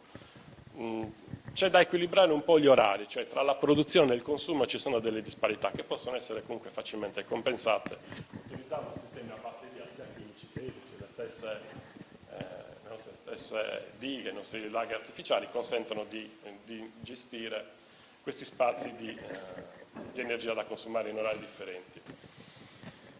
In tutto questo ragionamento, e chiudo, volevo sostanzialmente dirvi questo. L'energia è uno degli elementi, oggi è forse l'elemento più forte perché ne abbiamo a che fare tutti i giorni, ma è particolare il momento, cioè noi vediamo l'Italia e l'Europa che sta cercando di diventare indipendente dal punto di vista energetico, cioè si sono resi conto tutti quanti, anche fuori dalla Sardegna, che non ci può essere legati a un fornitore unico di energia come in questo caso può essere, nel caso specifico del gas, la Russia con tutto quello che ne consegue, ma non possiamo neanche sostanzialmente sostituire il benzinaio con un altro benzinaio. Dobbiamo cominciare a imparare a produrci tutto quello di cui noi necessitiamo. E per poter avere una indipendenza energetica occorrono due cose: prodursi l'energia e avere le chiavi della fiscalità di questa stessa energia. Vi faccio un esempio pratico che probabilmente conoscete. Noi abbiamo le nostre bollette che arrivano a casa con dei costi massacranti, e se io avessi un piccolo impianto fotovoltaico da 6 kW produrrei l'energia necessaria per i miei consumi e parte la cedo al resto della comunità. Ne ho un piccolo introito. Poi però, quando la bolletta arriva a casa, quel mio piccolo introito per causa del PUN è diventato 4 volte quello che l'Enel o GSE in questo caso paga la mia piccola contribuzione all'energia a tutti quanti, perché il PUN crea un artificio fiscale ma anche speculativo, per cui noi paghiamo il kilowattora in base al costo maggiore della produzione di quel kilowattora, magari prodotto in punta di, che ne so, a Priolo in Sicilia, quello fa il giro dell'Italia, torna qua da un punto di vista solo virtuale, l'energia non fa esattamente quel giro, magari è prodotto dal vicino di casa, e io la pago 4-5 volte. Stiamo arrivando a pagare una cosa che di fatto non esiste. È peggio dell'energia reattiva il PUN. È una cosa che dovrebbe essere eliminata. Lo stesso Stato italiano sta cominciando a pensare che forse dovrebbe separare le produzioni energetiche rinnovabili, che hanno un costo, ve lo dico in termini numerici, 17 centesimi a kilowattora, e stai ripagando gli investimenti e anche un guadagno per chi lo fa, contro i 45-50 di totale speculazione. Poi su quello lo Stato calcola a sua volta tutta una serie di parametri che sono accise, tasse, tutto quello che poi in bolletta ci ritroviamo. Se noi avessimo una soggettività, come previsto dall'articolo 10, quinto comma, che è stato citato, di una capacità di fiscalizzazione propria, noi, a parte che potremmo uscire dal PUN, potremmo anche caricare i nostri consumi delle effettive necessità per generare quel tipo di energia e pagare quel tipo di energia e non speculare sulle prodotte quotidiane di voi tutti. Grazie per l'attenzione e per il tempo che ci avete dedicato. Rinnovo l'invito a chiunque fosse interessato a darci una mano nelle sue competenze e nelle sue specifiche conoscenze. Grazie. Ringrazio Renato. Adesso darei la parola a un altro ospite che ha la sua, come dire, è uno di quelle persone che assieme ad altri amici circa 15 anni fa aveva intrapreso una strada molto simile. è sicuramente quindi una persona che ha fatto un grande lavoro in un grande gruppo di persone molto qualificate, dotate di quell'autorevolezza di cui parlava Giuseppe Melis, e che io ho adesso il piacere di ascoltare perché vorrebbe intervenire sull'argomento. Mario Carboni, attiva il tuo microfono che lo vedo. È un piacere sentirti. Vai Mario, vai, grazie. Vorrei salutare tutti e un grande apprezzamento per il lavoro che state facendo, che non è altro che la ripresa di un percorso storico che dura almeno da 100 anni. E noi abbiamo fatto un lavoro della proposta di Carta del Nord, che ripeto anche il nome perché è anche molto bello, con l'intento proprio di sbloccare una situazione. Naturalmente il nostro lavoro l'ho visto nel periodo nel quale è stato realizzato. Sono passati oltre 10 anni, non sono pochi, ma vuol dire che c'è una nuova generazione di sardi che si sta appoggiando a questo problema. È vero che voi avete fatto bene per portare alla luce tutta una memoria politica, perché avete fatto, e ho seguito anche il vostro lavoro, ho fornito anche dei documenti, avete dovuto riscoprire completamente tante cose che si dimenticano. Noi Sardegna viviamo un eterno gioco dell'oca, cioè viviamo quasi alla meta e improvvisamente torniamo indietro e dobbiamo ricominciare da capo. E a ricominciare da capo sono soprattutto le giovani generazioni, ed è un lavoro estremamente defaticante perché non permette l'accumulazione della memoria, quindi dell'esperienza, e ritarda moltissimo i processi evolutivi. Ora, naturalmente i temi fondamentali sono due. Uno è quello del federalismo, dove erano saldisti, nazionalisti, come Gianfranco Pintore, Antonio Carboni, ero io, e Federico Sulla, che poi ci avevamo. Però poi c'erano i rappresentanti di tutti i partiti dell'opposizione di allora nel Consiglio regionale, i quali, dopo un minuto di lavoro, si sono convinti della giustezza della questione nazionale. Adesso c'è un grande convegno poi in un albergo dove praticamente erano d'accordo. Devo dire che poi quando ci furono le elezioni successive tutto questo fu lettera morta, perché poi alla fine passata la festa che ha fatto un sacco con il mondo succede. Ecco, una cosa che mi è interessato l'intervento di Peppe Melis, sul quale ci sto lavorando con la mia povera testa che sta invecchiando anche molto velocemente, sui cambiamenti epocali che stanno accadendo in questo momento.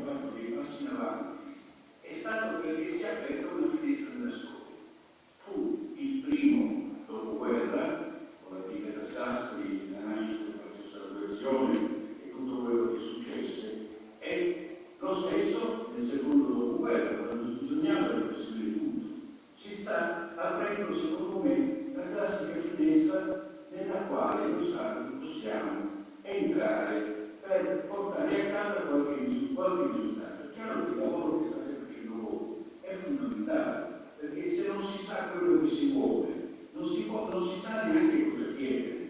Ecco, quindi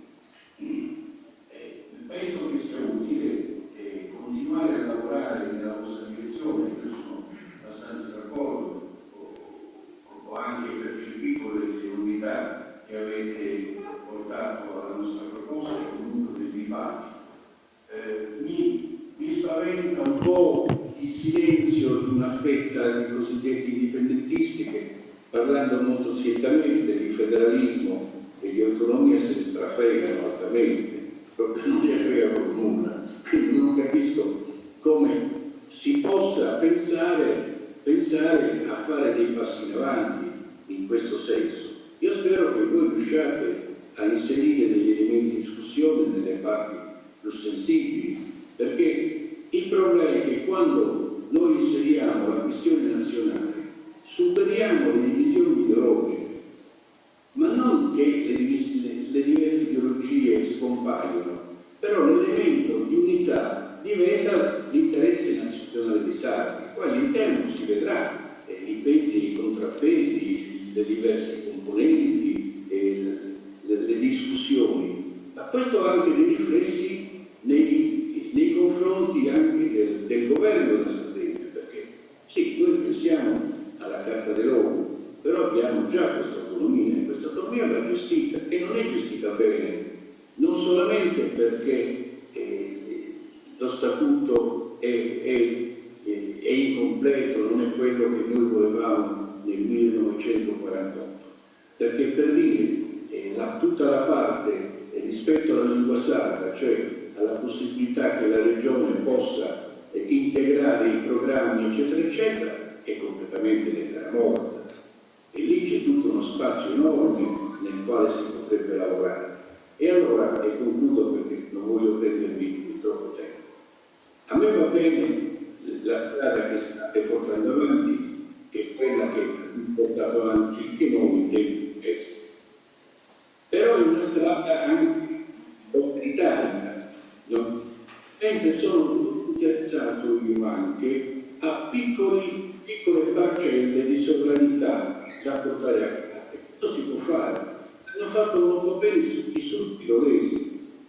I sudtirolesi è un'esperienza da studiare molto attentamente, perché il grande silenzio loro hanno modificato lo statuto, hanno portato a casa il potere sull'università, sull'INPS, cioè sulle pensioni, sulla RAI in Sud Tirolo, trovando la maniera per utilizzare non i grandi cambiamenti, ma le deleghe con accordi diretti con lo Stato.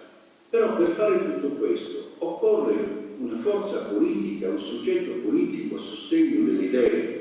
Purtroppo noi in Sardegna abbiamo questo handicap, cioè non abbiamo una forza politica come la Sud Tirolo, oppure il Partito Nazionalista Scozzese, oppure il Partito Nazionalista Basco, che hanno la massa critica per poter poi sostenere le loro richieste nei momenti nei quali è possibile avere successo nella richiesta.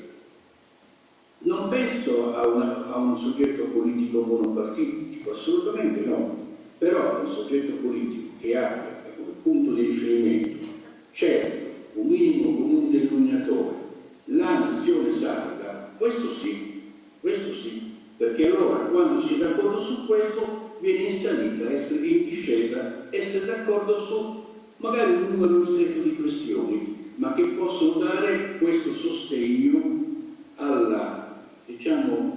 al fatto nuovo che si sta verificando in questi 5-10 anni della enorme coscienza nazionale del popolo sardo, che passa per lo sventolare della bandiera, che passa per l'amore per i giganti di Monteprano, che passa per tutti i social che non si vedono altro che Murages e Domus Deianas.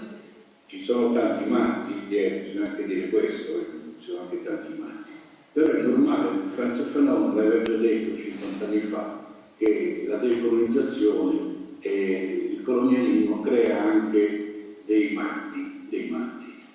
Però ci sta tutto, perché serve comunque a parlare, a discutere, ad affrontare un problema fondamentale che è la ricerca della nostra identità nazionale. Ecco, io con questo concludo, vi auguro ancora un migliore lavoro, qualunque cosa serva io sono a disposizione. Forza Paese.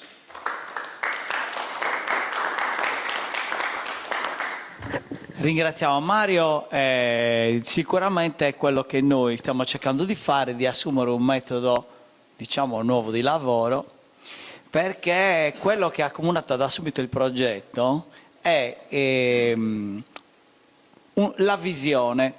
Cosa significa in realtà avere una visione? Significa avere un obiettivo ben preciso che ti fa dare agli ostacoli quotidiani il giusto peso, perché sinora, secondo noi, i sardi si sono sempre divisi sulle questioni secondarie, perdendo sempre di vista l'obiettivo finale. Questo ha diviso lo stesso mondo più attento ai valori sardisti, ma ha finito per dividere e allontanare anche il mondo lontano da questi valori più tradizionali. Quello che noi dobbiamo fare è iniziare un percorso che sia condivisivo, intanto di tutti i mondi che si richiamano a questi valori, nella comprensione che le categorie di destra e di sinistra, giusto per citare due delle categorie che vengono evocate, perché ce ne sono tante altre divisive, sono solo una parte molto secondaria del problema dei sardi di darsi un autogoverno, il cui obiettivo è così fondamentale e preliminare da far diventare tutte le altre questioni assolutamente secondarie. Quindi non dobbiamo più dividerci sulle tante questioni e ostacoli quotidiani, ma anzi dobbiamo unirci rispetto ad un orizzonte che deve avere anche quella giusta dose di pragmatismo, che non è assolutamente rinunciatario, ma quel pragmatismo che noi abbiamo richiamato, cioè quello di tener conto che esistiamo in una situazione, un equilibrio istituzionale, siamo parte di una repubblica, siamo parte di un'Europa, siamo parte di un mondo. Non possiamo pensare di dettare da soli le regole, possiamo pensare di ritagliarci un ruolo nuovo da protagonisti in un processo di tipo democratico. Questo vuole essere questo progetto, è l'idea di questo progetto, e tra cui, ricordo, per coerenza, cerca di perseguire una visione di rispetto alle diversità culturali, vedi UNESCO, non solo nei rapporti con la Repubblica Italiana, ma anche nei rapporti tra tutti i popoli, ma attenzione anche nel rapporto all'interno della nostra isola, perché non possiamo fare l'errore di proporre una Sardegna Dio, così come oggi esiste l'idea dello Stato Dio, lo Stato che ha sempre sovrasta tutto e tutti, se ne sovrastare i cittadini, ma dobbiamo noi per primi costruire un'entità statuale, regionale, federale sarda che parta a sua volta dai territori. Detto questo, vorrei raccogliere le prenotazioni per interventi. Il primo che mi aveva chiesto a sua volta la parola, però mi aveva già chiesto, perdonami, assolutamente, Pier Giorgio Pira. Prego Pier Giorgio.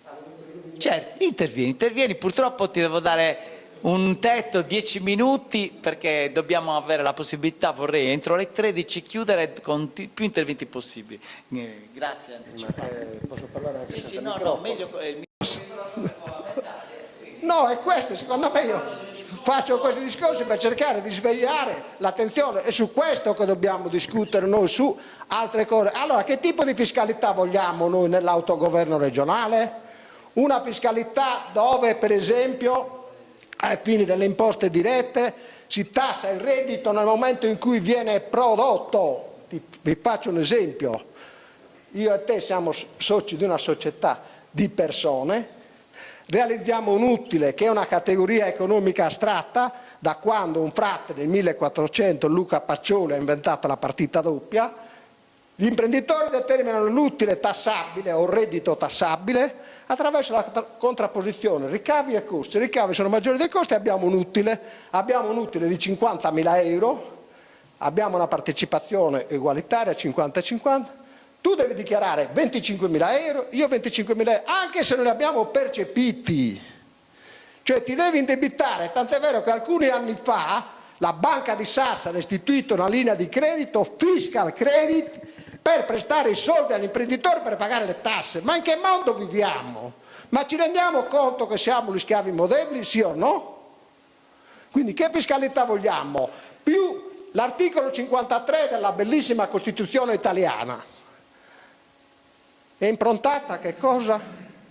Il sistema di tassazione italiano è improntato alla progressività. Anche questa è un'altra aberrazione, è un sistema innaturale, perché più lavori meno guadagni, più paghi tasse, anche il lavoratore dipendente. E io qui chiudo.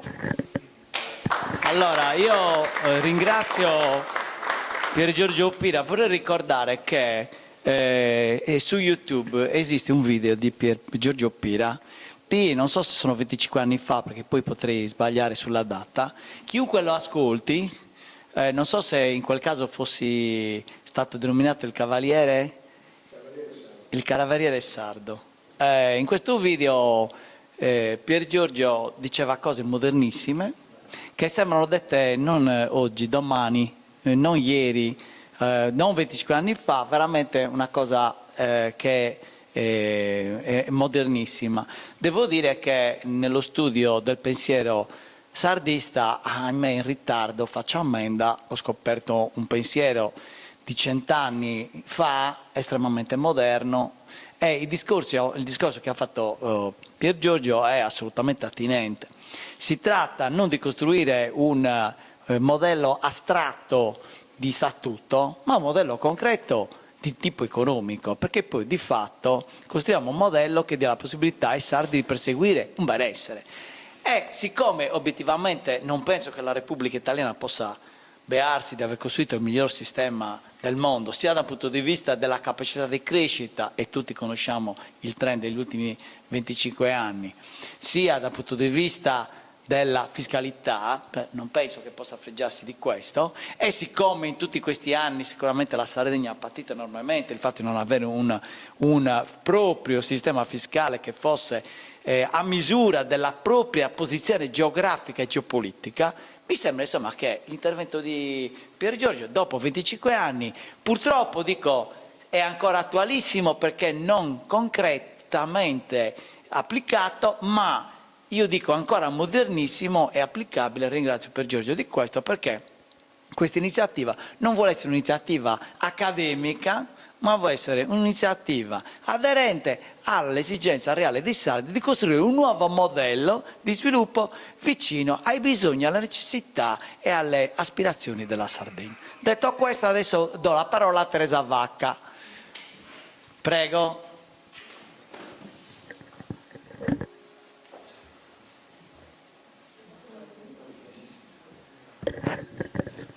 Allora, io saluto tutti, ringrazio per questo invito, saluto Mario, ciao Mario, e niente, volevo, insomma, avete detto tante cose, veramente se uno dovesse intervenire dovrebbe prendere molto più tempo, ma come diceva Mario Melis, se riesco io a parlare in 10 minuti alla Comunità Europea ci riesce chiunque, allora io cercherò di essere un po' sintetica e soprattutto di toccare 2 punti che forse mi hanno più colpito, poi magari, visto che darò la mia disponibilità, parleremo di tutto il resto con più calma, carte alla mano, cercando di capire cosa vogliamo fare. Allora, mio figlio quando aveva 8 anni, un bambino nato in una famiglia in cui l'ha allevato a pane e sardismo, mi ha detto: mamma, ma tu cosa intendi per indipendentismo? E io gli ho detto: guarda, l'indipendenza è il contrario della dipendenza, tu parti da lì. tu vuoi essere, al contrario della dipendenza, vuoi essere autonomo, indipendente, tutto quello che vuoi. Allora, la forma la troviamo. La forma in cui credo io è il federalismo, perché se nel dopoguerra la Costituente, perché partiamo dalla Costituzione, avesse deciso per uno Stato federale, tutti quei problemi che stanno venendo adesso con una centralità che ci soffoca, che non ci fa decidere, che non ci fa essere padroni a casa nostra, come ci piaceva dire una volta, non ci sarebbero stati, perché sarebbero stati patti alla pari e quindi avremmo contrattato volta per volta. Purtroppo il periodo storico non era ancora maturo, l'USU ci mise del suo, non fu l'unico, perché se noi andiamo a studiare gli atti ci furono anche altri partiti dell'epoca che volevano uno Stato federale, però purtroppo la situazione politica era quella, noi eravamo il confine con, nell'ambito di una guerra fredda, creare uno Stato federale con delle realtà come la nostra, come delle nazioni che credevano nella diversità, che avrebbero comunque potuto anche sgretolare l'unità dello Stato italiano, in quel periodo non è passata. Quindi noi siamo arrivati ai giorni nostri. È chiaro che la Costituzione non è adeguata neanche alla Costituzione, fu uno splendido esempio, ma all'epoca è chiaro che lo Statuto poteva essere, allora era già zoppo all'epoca, figuriamoci adesso proprio è allettato, non ce la facciamo più, è inutile che qualcuno dica sì ma non è completamente applicato, sì perché non ha le gambe. Cioè è inutile che noi mettiamo dei concetti su un foglio di carta, andiamo a votarlo in Consiglio regionale, poi non gli diamo le gambe. Vogliamo parlare della lingua sarda? Ma possiamo pensare che la lingua sarda possa veicolare senza soldi, senza la sensibilizzazione del popolo? Perché poi tutto questo passa attraverso la sensibilizzazione. Cioè il discorso che è stato fatto qui a me è piaciuto molto perché secondo me va a doppio binario. Da una parte c'è lo studio, la proposta di uno statuto moderno dove coinvolge anche tutto il resto dell'Italia, ovviamente perché deve coinvolgere così. Lo statuto è una legge costituzionale, nel momento in cui viene cambiata e va in contrasto con la Costituzione si modifica anche la Costituzione perché è la nostra legge che lo definisce. Quindi un binario è questo, ma un binario io vedrei anche la sensibilizzazione, perché noi purtroppo i nemici ce li abbiamo fra i colleghi, fra i compagni di banco, fra quelle persone che continuano ancora a dirti e poi l'indipendenza che, ripeto, può passare col federalismo, può passare come vogliamo, come forma giuridica, ma poi l'indipendenza a cosa ci serve? Cioè, cosa ci serve? Non abbiamo i soldi. Ma io la Question a Roma non l'ho vista, ragazzi. Sapete perché? Perché purtroppo paghiamo molte cose, le paghiamo noi. E le paghiamo noi senza avere quel ritorno che ci dovrebbe arrivare, perché noi facciamo il giro dell'asino, ritiriamo le tasse, le imposte, eccetera, eccetera, le diamo a Roma e poi dovrebbero ritornare a noi non ritornano. Poi facciamo patti scellerati dicendo vabbè se ce lo restituisci noi ci paghiamo i trasporti ci paghiamo, ma vi rendete conto? E ci paghiamo i trasporti con tutta la normativa degli aiuti di Stato e in tutti questi anni non siamo stati capaci di cambiare le cose. Quando io dissi a Felicetto Contu, per parlare anche di agricoltura, che qualcuno ha parlato di agricoltura, ma la vogliamo smettere di parlare di aiuti di Stato che mettono in un gradino superiore rispetto al concetto di aiuto di Stato, quando a noi l'aiuto della regione ci mette al pari di tutti gli altri perché siamo un'isola? Vogliamo andare a Bruxelles a dire queste cose? Felicetto Contu mi disse che i tempi non erano maturi. Quando parlai col funzionario di Bruxelles per quanto riguarda i trasporti e dissi ma perché noi non riusciamo a fare in Sardegna una cosa tipo che creiamo il mercato libero, sto facendo due esempi poi concludo, creiamo il mercato libero invece di creare la continuità con un unico vettore, e poi saremo noi a decidere il vettore e lo sconto, diciamo, il contributo regionale ricadrà su quel vettore che ho scelto, quindi direttamente verrà a noi il vantaggio, a me che faccio il biglietto. Beh, dice, questo funzionario mi disse, beh, la Corsica l'ha fatto. E io ho detto, perché la Corsica l'ha fatto? La Corsica l'ha saputo spiegare bene, la Sardegna no. E vi lascio con questa riflessione. Forza Varis. Ringrazio Teresa Vacca. Ha toccato un punto che noi abbiamo, ovviamente il nostro lavoro che dura da un anno, che ha toccato molti punti, che noi per ovvie ragioni oggi abbiamo spiegato per sommi capi, abbiamo giustamente dato spazio alla fase di costruzione logica, cercando di dare un fondamento a questo lavoro. Non tanto entrando nel dettaglio, e quello che ha detto Teresa Vacca secondo me è fondamentale, perché noi proprio questa posizione l'abbiamo assunta forse un 6-7 mesi fa, quando ci siamo confrontati con una esperienza proprio fatta da Gianni Carboni, un nostro comune amico che ha un approccio scientifico ai problemi, che ha svolto alcune ricerche a livello, diciamo, accademico. Lui è un ricercatore universitario e ha svolto e portato avanti proprio delle interviste dalle quali poi si è desunto che il sistema migliore era lasciare che il mercato, per ciò che riguarda la continuità territoriale, che il mercato esprimesse il meglio di sé e poi solo in seconda battuta ci fosse un rimborso all'utente, in modo da prendere due piccioni con una fava, perché nel momento in cui il pubblico diventa solo pubblico molte volte causa inefficienza, perché il servizio diventa, diciamo, un fatto secondario. Viceversa il privato fa dell'efficienza il suo obiettivo e però molte volte non copre tutte le fasce o tutte le situazioni. Il sistema misto è proprio quello che ha detto Teresa Vacca, e dobbiamo dire che noi siamo arrivati alla stessa identica conclusione. Devo però dire che questo tipo di soluzioni presuppone una partecipazione dei sardi.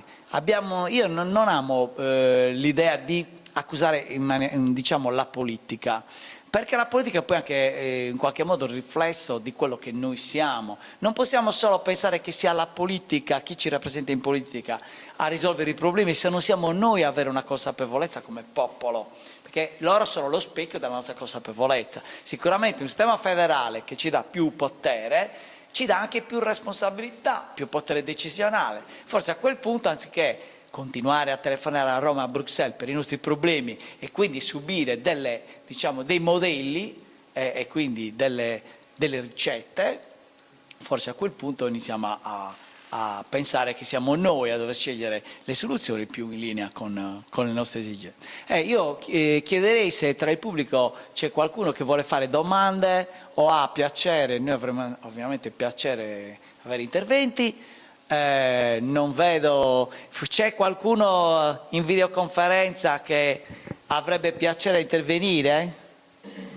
Non sento nessuno. Allora a questo punto noi avevamo un obiettivo, cercare di essere diciamo concreti, dilungarci poco in dissertazioni, diciamo, non dico inutili, ma volevamo proprio rappresentare la sostanza di un progetto, ripeto, nel giorno della giornata mondiale della diversità culturale, un concetto a cui noi siamo molto affezionati, perché stiamo rappresentando una diversità della Sardegna che ha pari dignità rispetto alla diversità di tutto l'universo mondo, e questo è un concetto che a noi piace molto. Non rivendichiamo alcunché se non il nostro diritto di essere uguali agli altri, anzi rivendichiamo questa tutela della diversità per tutti i popoli d'Italia, d'Europa e del mondo, convinti che la soluzione del federalismo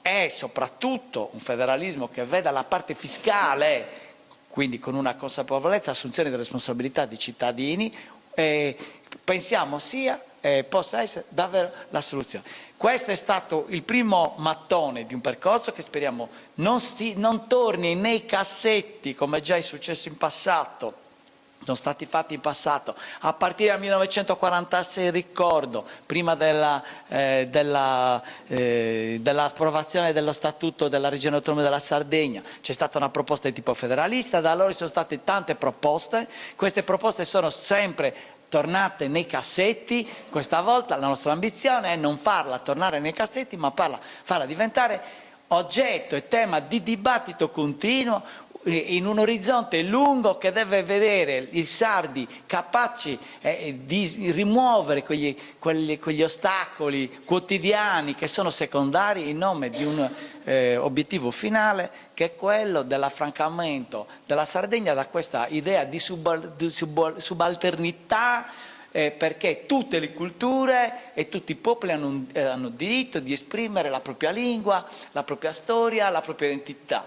La Sardegna è geopoliticamente e geograficamente in una posizione addirittura di vantaggio. Da questo punto di vista devo dire, vi confesso che sul concetto di insularità sono stato anche polemico, però vi dico che l'insularità come semplice rivendicazione non mi vede d'accordo, ma l'insularità come piccolo mattone che specifichi, quindi come diciamo sostegno giuridico che riconosca la diversità della Sardegna come tante altre diversità nel mondo e che poi quindi possa maggiormente sostenere l'idea di un federalismo asimmetrico, sì.